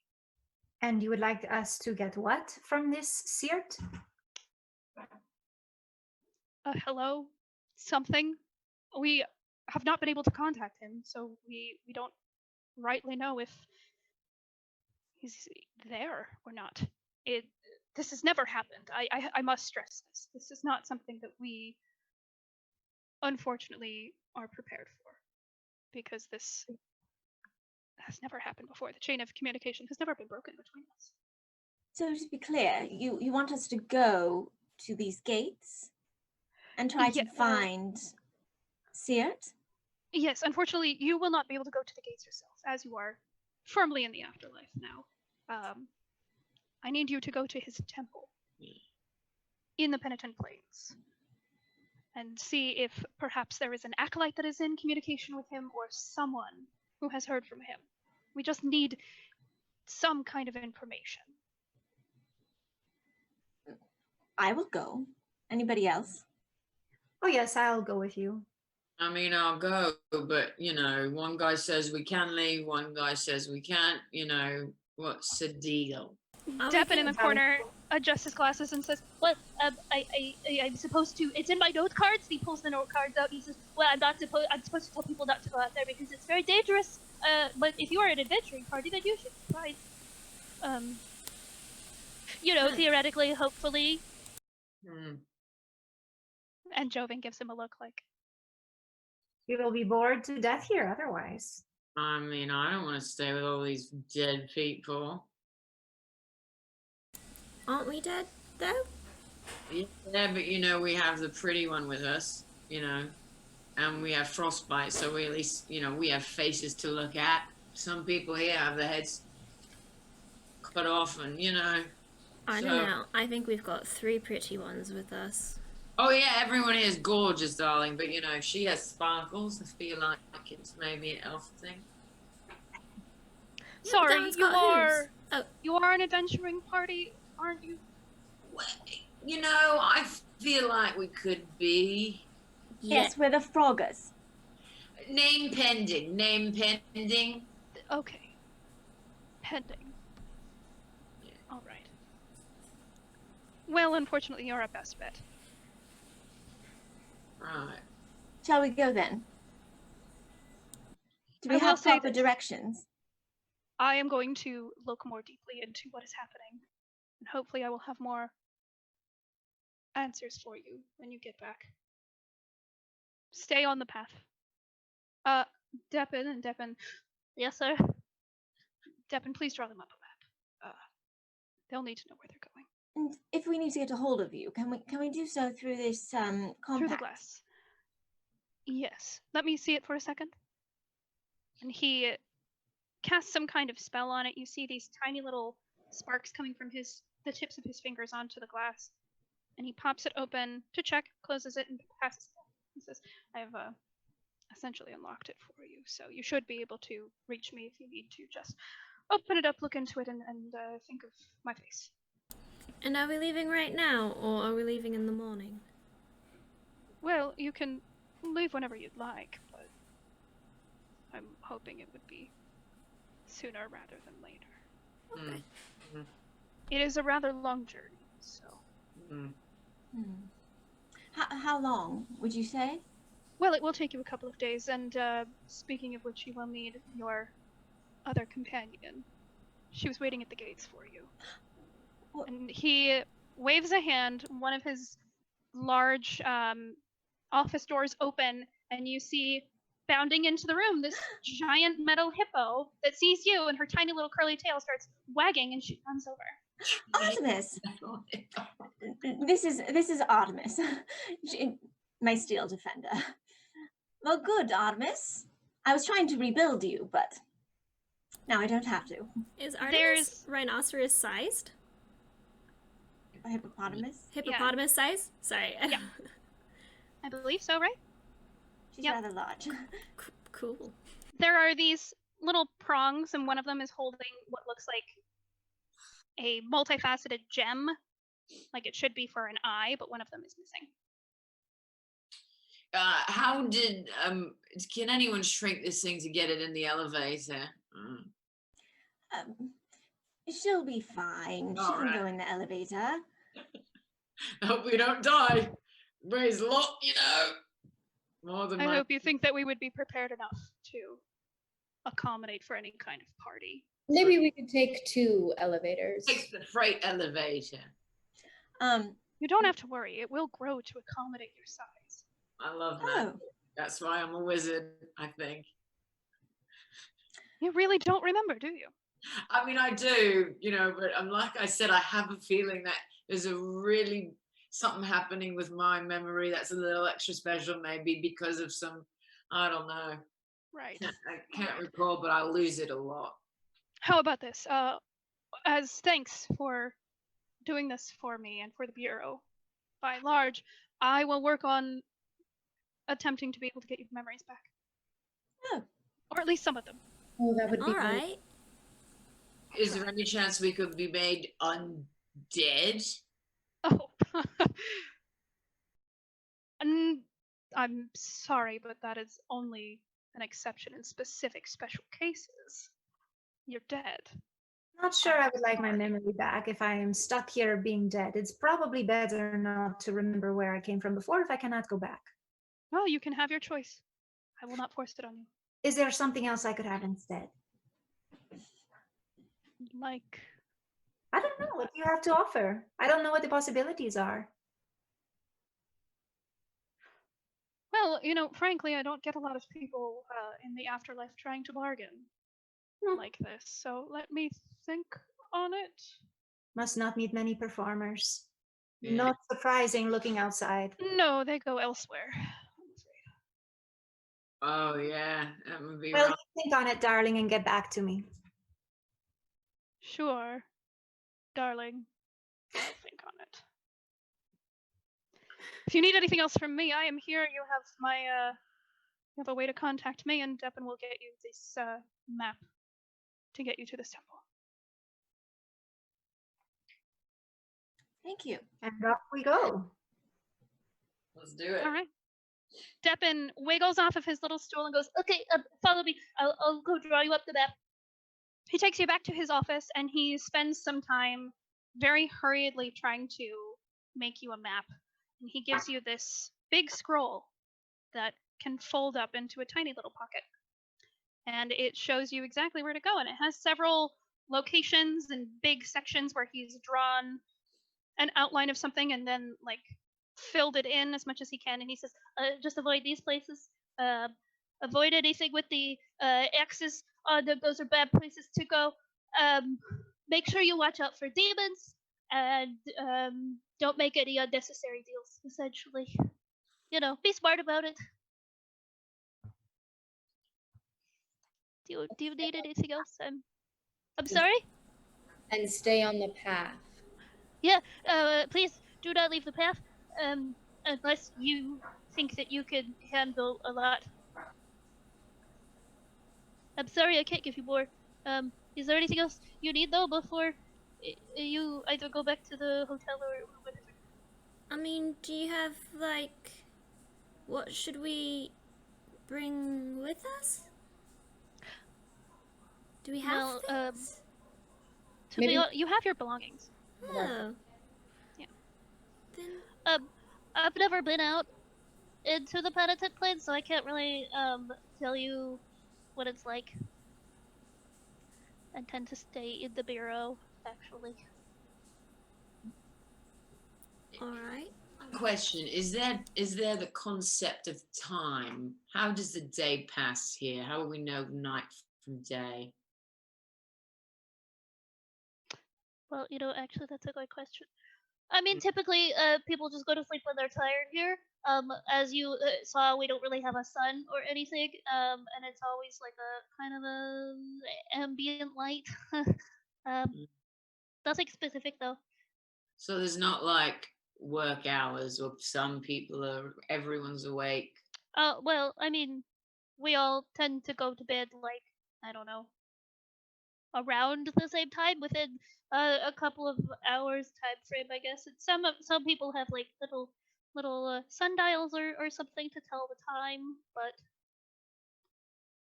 would you like well, I mean, they don't really work unless they're magical. I have some magical sundials if you would like one. Yeah. All right. Okay. And he pulls open another drawer. And you could have sworn this was where he had the coupons. But instead, he pulls out a tiny sundial that you can strap onto your wrist. I take it, put it on. That goes great with my skin tone. Just kidding, I don't care. Even though the shadows right now are directly underneath you, this sundial has a shadow that's leaning at 3 o'clock. PM, or whatever that's called. Yeah. Okay. Well, shall we go, friends? Don't forget, if you have any questions, you can always talk to me as well, because Sir Jovin is probably going to be very busy. Thank you, Devin. Yeah, I'm here for you. Good luck, guys. Bye, Depp. Okay, bye. We'll see you all later. What do you think? Should we be on our way then? Or do you think we should go back and rest? Who, me? Oh, no, Devin, we're heading out. Oh, okay, bye. Bye-bye. Close it. Close the door. What do you all think? I am down to head out now. Me too. All right. Yeah, I don't think I need to do much. I've got a bunch of good berries in my pocket, and I mean, we have the time now that we have time. Rachel, is Artemis? Can I ride Artemis? Slowly. Yeah, why not? She has a slow mount. What's her speed? Her speed is 40 feet. 40 feet. Have you outfitted her? Like, is that? I'll let you decide. Is that something that you have built into Artemis? Like the ability to let you ride? Okay, then yes, you can absolutely ride on Artemis. Great. Yeah. He's faster than me. She's faster than I am, I think, as well. So She's a fast little hippo.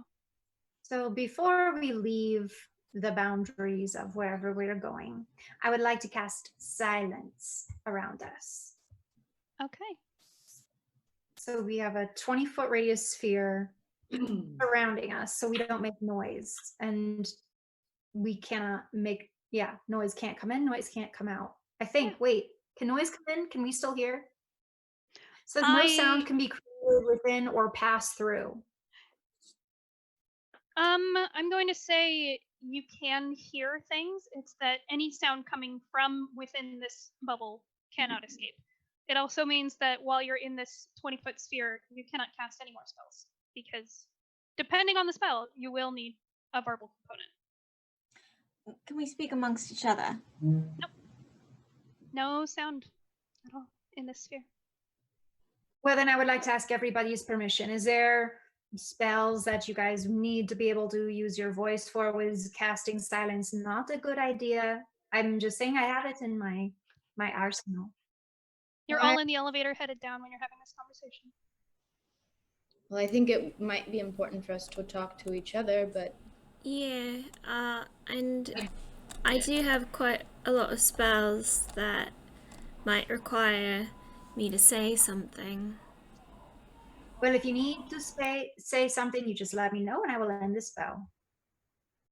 Also, it makes us immune to thunder damage, just in case. Not that these guys look like they have any thunder, because it's not the sky. You head down the steps at the front of the bureau, and you head off to the left outside the building, away from the marketplace and all of the places that you had previously explored. And you head into the Plains of Penitence. You pass by a river that on the map of the town, the City of Judgment that you were in earlier, Deppin has drawn this for you, but he's labeled it as a question mark. It's the River of No Name. Right now it has no title. It goes through the entire city, bisecting it. There's essentially a left side and a right side of the city itself. And it continues up, actually in the direction that you're going. This is part of the path that Deppin has marked down for you. And you can only see about, I'd say like 200 feet around in any direction. Otherwise, it kind of disappears into this low-hanging gray fog. And you catch just the briefest wisps of it at your feet. The grass underneath your feet is a soft, dull wheat. There is a little color to it, but not much. And the dust that you kick up is also gray. It's quiet out here. All you hear is the sound of the river. It's actually rather calming. But you travel for a while. Every once in a while. Who is it that has the little sundial, the magical sundial? Rufus. Rufus put it on. Rufus, you can check your wrist every once in a while, and the hours tick by, and it's just monotonous. It all looks the same. And you get the sense that this is part of why Deppin told you not to leave the path, because it would be so easy to get lost out here. It's like wandering an unknown wood at night. Every once in a while there's a rock that looks a bit different, but other than that, your sight is limited. And eventually, after 3 hours pass, you see in the distance, at the very edge of your 200-foot vision, a stark cliff face that goes straight up on the other side of the bank. You pass it, and you can see some more shapes and silhouettes of rock formations on that side. And then another hour passes, and ahead of you, you see the shadow of trees. And the closer you get, the more it comes into focus, and you see a forest. It's a soft green. There's no bird song. It's just dead quiet. Trees for miles, and a soft, low-hanging fog. And the path goes directly through it. But by now, it is getting late, and you are all feeling a little tired. You could probably push yourself a little bit further before you'd have to rest. So we're on the edge of the wood.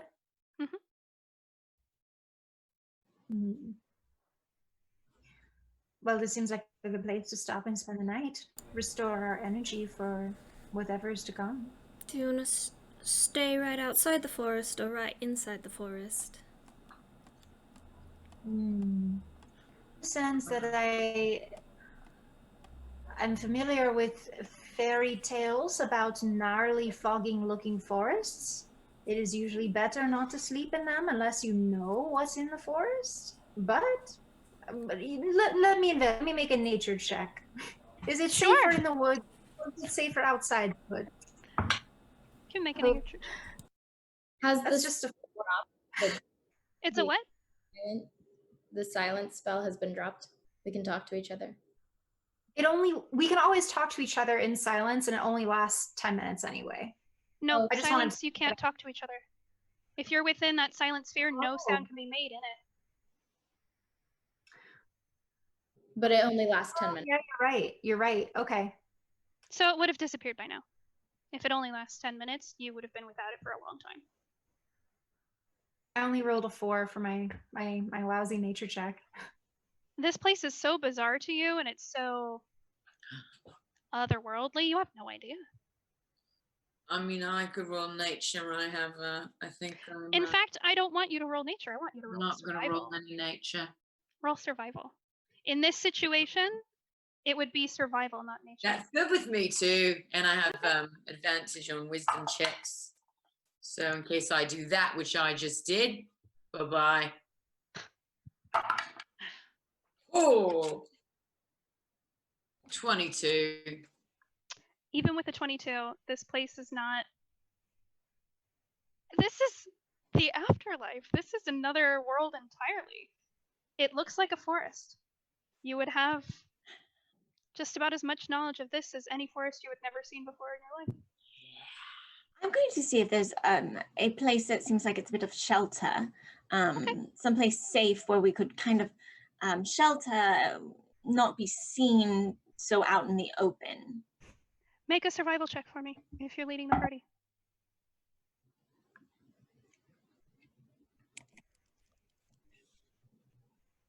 $14.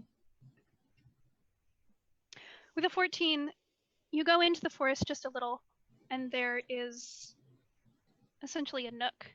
There's some bramble that you can put at your back. And it looks about as good a place to set up camp as any. I think we should set up here, out of the view of everyone. And I can help. Oh, you know what I can do? I just thought about. I'm going to cast rope trick. Okay. So I cast a spell, and this rope appears and kind of looks like it's going up to a hole, or I don't know what the word is. Oh, but it only lasts an hour, so it might not make any sense right now. Never mind. Well, I can do this. I'm gonna cast plant growth to sort of hide the nook more. Okay. There's not a lot of plant life here except for the trees and this dead bramble, but I'll say you managed to coax some dead gray-looking ferns back. They gain just a little bit of green to them, and they grow a bit. So now you're sitting in sort of a half-moon shape. Instead of just having the bramble to your back, you now also have two sort of sides to your little encampment as well. I hope that helps. Yes, it was very helpful. Thank you, Leaf. Can we take a long rest? Yeah, what's everyone's passive perception? Passive perception. Where is that at? It's on the It should be left-hand listed side. under your saving throws in additional sense types. Mine's 14. Mine's also 14. Where is it? Oh, passive perception. Wait, passive wisdom? Passive, Perception. yeah, well, it's passive wisdom perception. Perception. 11. And Daisy. 13. Okay. Nevada. You set up camp for the night. It's dead quiet. You can hear each other breathing. And does anyone light a fire or anything?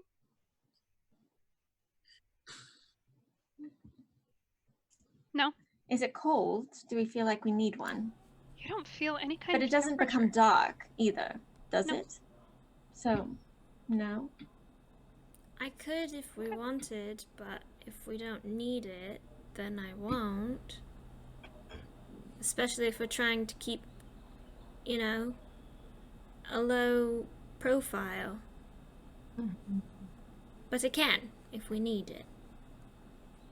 You know. I think we're okay for now. Thank you, Leaf. Alright. You're all able to set up bedrolls and hammocks or whatever you would like to sleep on. For our centaur, you find a lovely patch of moss. It's gray, but it's soft, and it feels the same as it would alive. You know, dried moss has a very specific texture to it. This is still soft. It's not hardened and crackly. It's a nice little carpet to lay down on. I flounce down and tuck my legs underneath and drape my upper body over. I collect like a pillow of moss, very lightly. Sort of dig underneath it and pile it up, and it's very soft. It's lovely. Yes. You all manage to get to sleep very quickly. I curled up with Artemis. It's dead quiet here. You don't have to worry about the sounds of the city for those of you that are from the city. And Leaf, it's kind of comforting. It's kind of familiar. A couple of hours pass. And Valara, you get this sensation. And you slowly wake up. And you see the face of this woman looking down at you, standing above you. She has this ethereal glow to her and these startlingly pale eyes, but her face is soft and beautiful, petite. And she smiles sweetly at you and says, "Do not be afraid. I'm here to talk to you."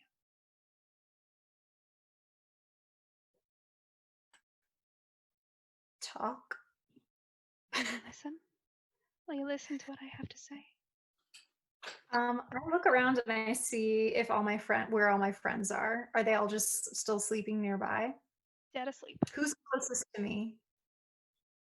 It depends. Would you have bunkered down next to anyone? I don't think so. I think I'd just kind of be like on my moss pile. I just wasn't sure where everyone else sort of spread out. Leaf would probably be about 10-ish feet away from you. Okay. Hmm. I stand up. I don't like laying down while someone's hovering above me. So I stand up. So what type of creature is she? Like, am I taller, eye level, shorter? She's about the size of a medium human. Pretty average. Okay. Okay. I'd like to do an insight check on her as What's your passive I'm insight? rising. Passive insight? Passive insight's just 10. Okay. If you'd like, make an insight check as well. 13. She's beautiful. She's more beautiful than any creature you've ever seen before. And she has, from head to toe, this soft glow about her. And she... Okay. As I stand, I kind of put myself in between Leaf and her. She points to the road and she says, "Will you take a walk with me?" Sorry, I'm not going anywhere with you. But if you'd like to talk, I'm here to listen. I have something I need to show you. Perhaps you could describe it to me first. Oh, there's no way to describe this. I believe, in fact, it is something you need. You said you wanted to get back to being human, correct? Well, back to wanted to being get so back. far in the real world, yes. I know a way. There are so many souls here that want to return, and I would love to help. All right, this is getting weird for me. So I flick my tail in Leaf's face, trying to wake him up. Before you can do that, I need you to make a wisdom saving throw. Okay. Oh, that's a natural one. All right. For a moment, you're very wary of her. This beautiful creature out in the middle of the woods somewhere? Absolutely not. But the longer you look into her face, the more you feel as if she means you no harm. And she wants to show you something. And if she is as beautiful as she is, and if it is as interesting as she says it is, it must be fantastic. And you feel compelled to follow her. Okay. There's this ancient ideal a long, long, long time ago. People believed that the more beautiful someone was, the more trustworthy they were. And the beauty that you showed outside was the beauty within your heart. And anyone this beautiful could not be that bad. And you remember this ancient civilization thought this, and you think, yes, of course, of course. Yes, lead the way. This woman holds out her beautiful little manicured hand for you, and she leads you down this path. She takes you off the path into the woods. And she brings you to a small fountain. Ethereal. There are soft lights moving around, glistening. And she says, "Look in, please." And I lean over and I look in. When you look into the water, it looks like just a crystal basin. And then slowly, you see silhouettes, outlines of things. You see Vermeer. You see Vermeer's face in stark detail. And this feeling overwhelms you. You see the children that you helped. You see the old man from the House of Price. All of these feelings are washing over you, and you feel whole again. And she is right next to you looking in, and she says, "My, so many people that loved you. So many people that cared." My life did have meaning. It did. Oh, it did. And I would like to help you. There are many things you need to return to the world of the living. And one, out of nowhere, she brings up this handful of this bright green herb. And she holds it out to you. Just this like bundle, all tied together. And she says, "This is called mugwort, but it is one of the things that you need. All I ask is a favor."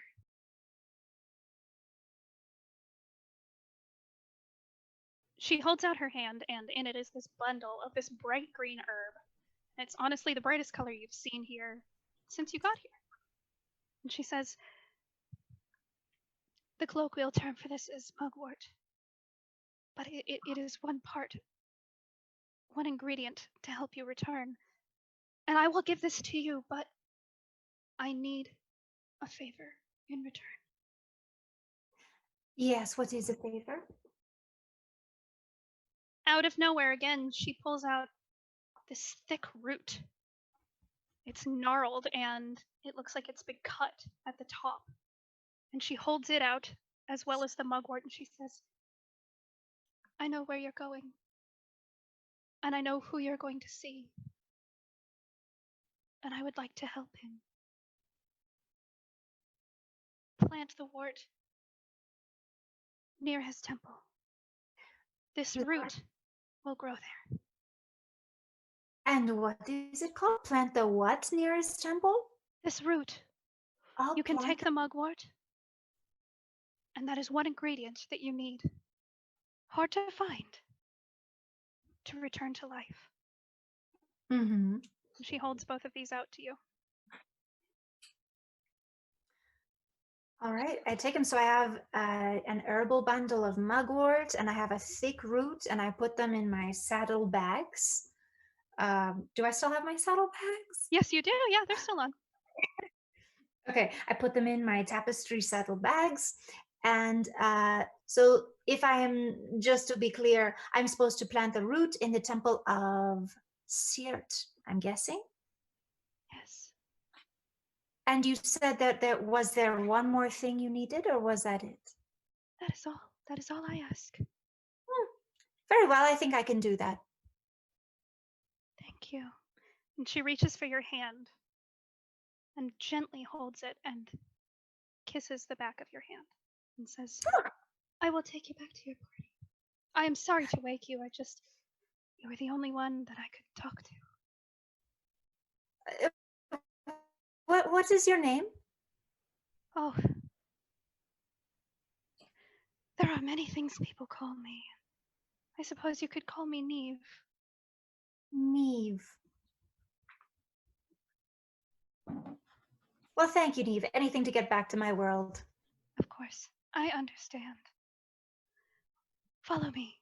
She takes you back to your party, where they're all dead asleep, and you see Artemis in her sleep start to do a little, like she's running after something, just very soft, like a dog, and then she stops.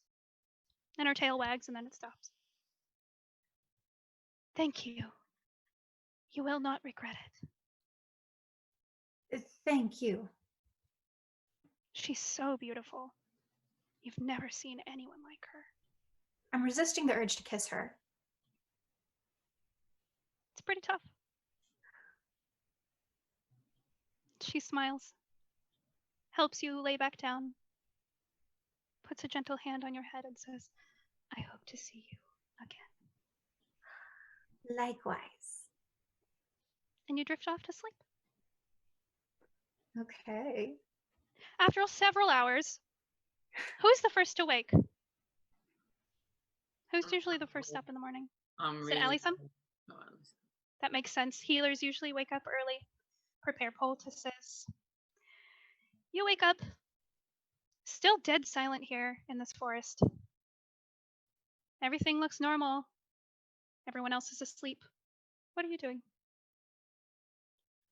I have the inclination to I think without thinking, I just start to kind of tap into my normal morning ritual, and I walk kind of away from the rest of my party, and I find maybe a stone on the ground to sit on, Mhm. and I close my eyes and begin to meditate. And I have a crystal in my pocket that I pull out and hold in my hands while I close my eyes and begin to breathe and tap into the energies around me. Okay, you do so. Your typical morning routine. On the opposite side of the path, not outside of sight of your party, you find this large flat stone. Looks like it's been worn down from use, and you sit. And you're able to get your legs underneath you in the way that you need to when you're meditating. You close your eyes and you focus your energy within, and you breathe deep. And it's calm here. It's so quiet. There's no chaos anywhere. It's almost nice. It's easier to meditate here. And you reach out reflexively for this entity, and you remember there was someone that you prayed to. Very familiar. And you hear just the softest trickling of water. So gentle. And you have a memory, you have a flashback of the last time that you spoke to someone important. And you see just a brief flash, just a glimpse of this figurehead of a ship. And she is unfurling and speaking to you. And her golden eyes are staring at you. And you remember the shadow again, that big, long shadow. But it's just flashes. And as much as you try to reach out to her, it's difficult. It's almost as if you're existing upside down. Everything is turned around. Everything feels different. It's not gone. Your connection to her is not missing. You still feel her, but it's strange. It's like hearing someone through a tunnel. Mm. And yet somehow closer than she's ever been. It feels warped, but it's there. And you gain comfort from knowing that she is there. You feel some sensation that you can't put a word to. And that's all.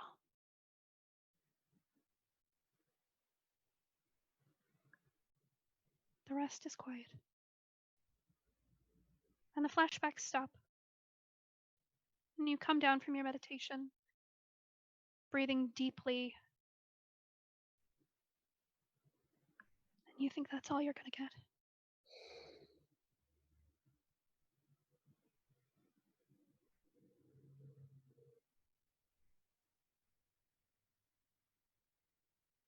You remember a name.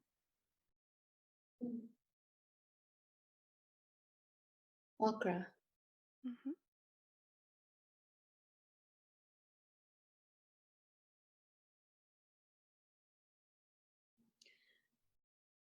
When I remember her name, I instinctively remember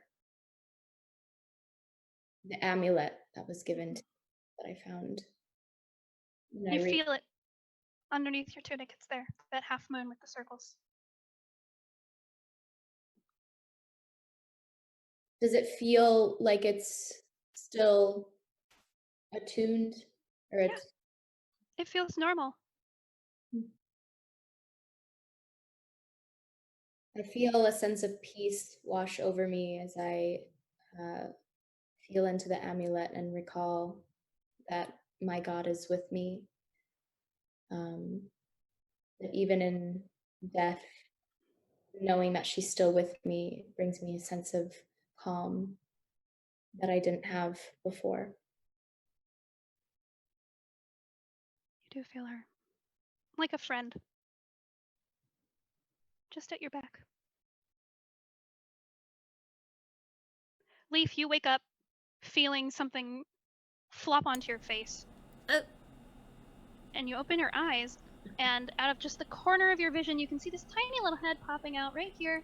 It's looking around, and you feel these tiny little suction cup feet walking around on your face. All right, okay. Onto your forehead. Before I even sit up, I'm gonna open up my hand, and I'm just gonna cast Goodberry, and I'm gonna hand it to one of the frogs. Or He gets hand really one to the excited. frog. There's your breakfast. Can I have my face back? He crawls up onto the top of your head. Okay. I'm gonna look Just little around suction cup feet. to see if anyone's awake. You see Alyssum. Everyone else is asleep. Alyssum, would you like a good berry? Oh, I would love one. Thank you. You're welcome. And I hop off my rock and walk over to Leaf. Thank you so much. You're welcome. It should keep you nice and full for the day. I've never had one of these before. I'm very excited to Oh, try. really? Oh, these are they're different than the ones that I think they're different. But they're good. Okay. That's what matters. I pop one in my mouth. Ooh. Tastes kind of reminiscent of a raspberry. A little Very bit sweet, cold. cold. Just like a drink of water. Mm. Something relaxing. Leaf's gonna go grab some leaves and set them by set like one down and then put a good berry on it right next to everyone else who's sleeping. You get these like chunks of fern that you pull off and you set them down in front of everyone. Put one on each. Put the rest in my pocket. I think I should only have like You made 10 total? 10 total. Gave 1, 2, 3, so then I've got 3 left? You've used 6. Yes. 4 left then. Put them in my pocket for later. You notice that Berry math. while Daisy's sleeping, her hair is like a aqua blue. Ooh, that's cool. So, Alyssum. Alyssum? I'm sorry. Okay. Can you say it one more time? Alyssum. Alyssum. Mm-hmm. What, do you remember anything? I'm starting to remember some things, yes. I was just in a meditation and I recalled that I have a god that I pray to and who watches over me. Her name is Akra, and she is the goddess of the sea. Ooh. Yes. the So- ruler of Oh no, continue.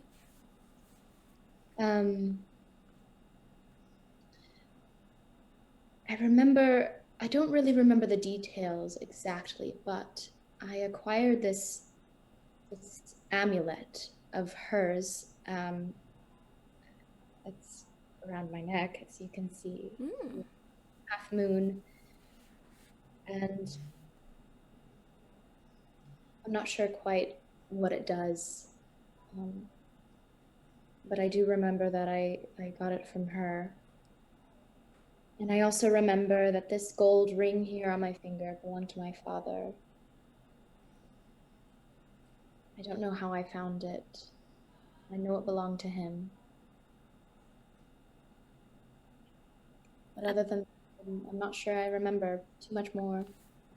Leaf, make a nature check for me as you're looking at this ring. 15? There's a cutout in the ring. It's a thick band that has this hollow cutout in it in this sort of squiggly shape. As you're looking at it, it looks familiar. You're gonna need to think about that for a second. I feel like you've seen this shape somewhere. That looks... That thing. The thing that's in your ring. Yeah? I might know it, but I don't know if I know it. You know? Sure, I mean, at this point, I think we're all trying to still put the pieces back together in our Yeah. lives. It might be possible. Apparently my dad, or someone... Apparently my dad was a giant frog. Okay. So I think that this might be my brother. But Okay. I'm not sure. What That's is his- about all I've got. What's the little one's name? What's your name? Frog doesn't do anything. I don't know his name. I don't know if I gave him a name or if he told me a name. But maybe if he doesn't mind, we'll give him a new one. Sure. I don't know any names. We can make one up. How about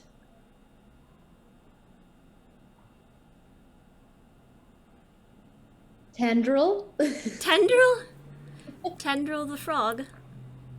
Well, why don't we suggest a couple of names Mhm. to him and see which one he responds to? Alright. I'm gonna pop him off my head and set him in my hand. Teeny tiny little frog about that big. Just chilling in your hand. Okay, little frog. What name do you like? Do you like Tendril? Well, does he do anything? He's looking around. Just Doesn't really seem to like that one. A frog. He's a frog. Frogs Slimy? hop. Hop? They hop around. They jump. Hopper? Jump. Jump. Hopper. Jump he hopper. just stares at you both with his big eyes. Don't know if he's gonna. He does Oh, like good berries. Sebastian. Sebastian's a good name. He closes his eyes. That's a reaction, I think. A good one? I don't know, he just closed his eyes. It was different than the other things he was doing, so I thought that was some sort of a thing. Can you talk to him? You can communicate with him? I mean, kind of. Let me try something. I'm gonna put my hand over him, and I'm gonna close my eyes and cast Beast Bond. Okay. So that will give me a telepathic connection with him, so he will understand my telepathic messages. And it can telepathically communicate simple emotions and concepts back. Okay. Oh. So I'm just gonna look at him and be like, do you like the names Tendril? As soon as you open this connection to him, you get this flood of hello, hello, hello, hello, hello, hello, hello, Oh, hi, hello. Hello. Hello. Oh, hello, hello, hello, hello, hello, hello, hello, hello. This is the first time I've talked to you, isn't it? Hello, hello, hello, hello. Hello. Hi. Hello. Do you like the name Sebastian? Hello. Hello, I'm here. Hello. Hello, hello, hello, Hello. And you feel on the palm of your hand, you feel this vibration coming from his throat, and he starts to just make a soft little ribbit noise, a little trill, like you would hear frogs at night. He just has his eyes closed. Oh, that's nice. Do you want to help decide a name for you? Hello, yes. How do you like Sebastian? Hello, yes. Yes? What about Hopper? Hello. What about Tendril? Hello. Okay, so Sebastian, because you said yes? Hello, yes. Alright. And I'm gonna What does he say? he said hello a lot, but he only said hello yes to Sebastian. Oh, Sebastian. I like that name. Sebastian, are you my brother? Hello, hello, hello, hello, hello, hello. And he starts to crawl off of your palm Oh. and up your arm. And he disappears underneath your little tunic on the shoulder. Okay. I'm gonna take that as a maybe. So he's got a name now. That's good. Are you part frog then? I don't think so. The memory flashed of a giant frog saying you can call me Dad. So, Kind of an adoptive yeah, type of father figure. I think so, yeah. Rufus, you are deep asleep and you're having a dream. It feels almost realistic.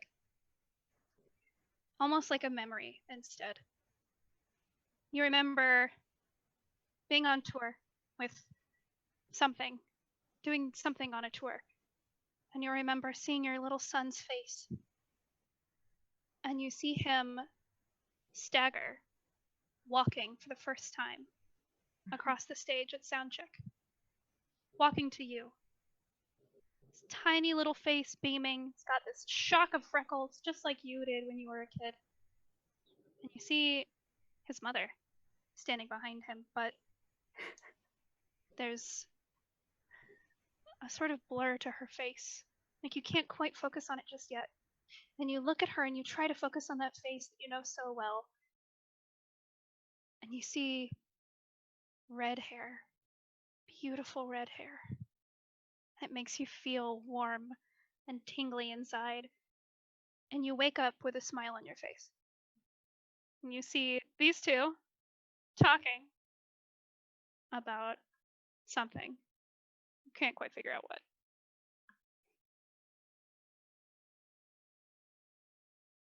You're muted, Kel. Life in the times of this weird thing. Hello, good morning. How's it? Yeah, I had the best dreams. What did you dream? I dreamt about I was on stage and there was my son and he was walking away from I think his mother, and he's a cute little bugger, isn't he? Yeah. And he really liked being on stage. And I don't know if I think I was performing, and then the woman, she had this red hair. But that's all I know. I had someone. Valara, with the sounds of conversation, you slowly awaken as well. And you see your companion sitting and talking, and you feel so well rested.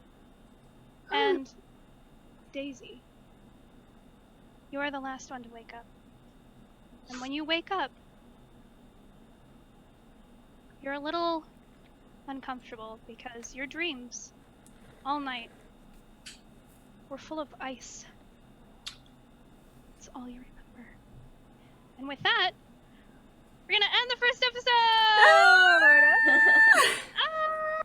Thanks everyone for tuning in. Again, we're Girls Guts Glory. You can check out our website, girlsgutsgloryrpg.com.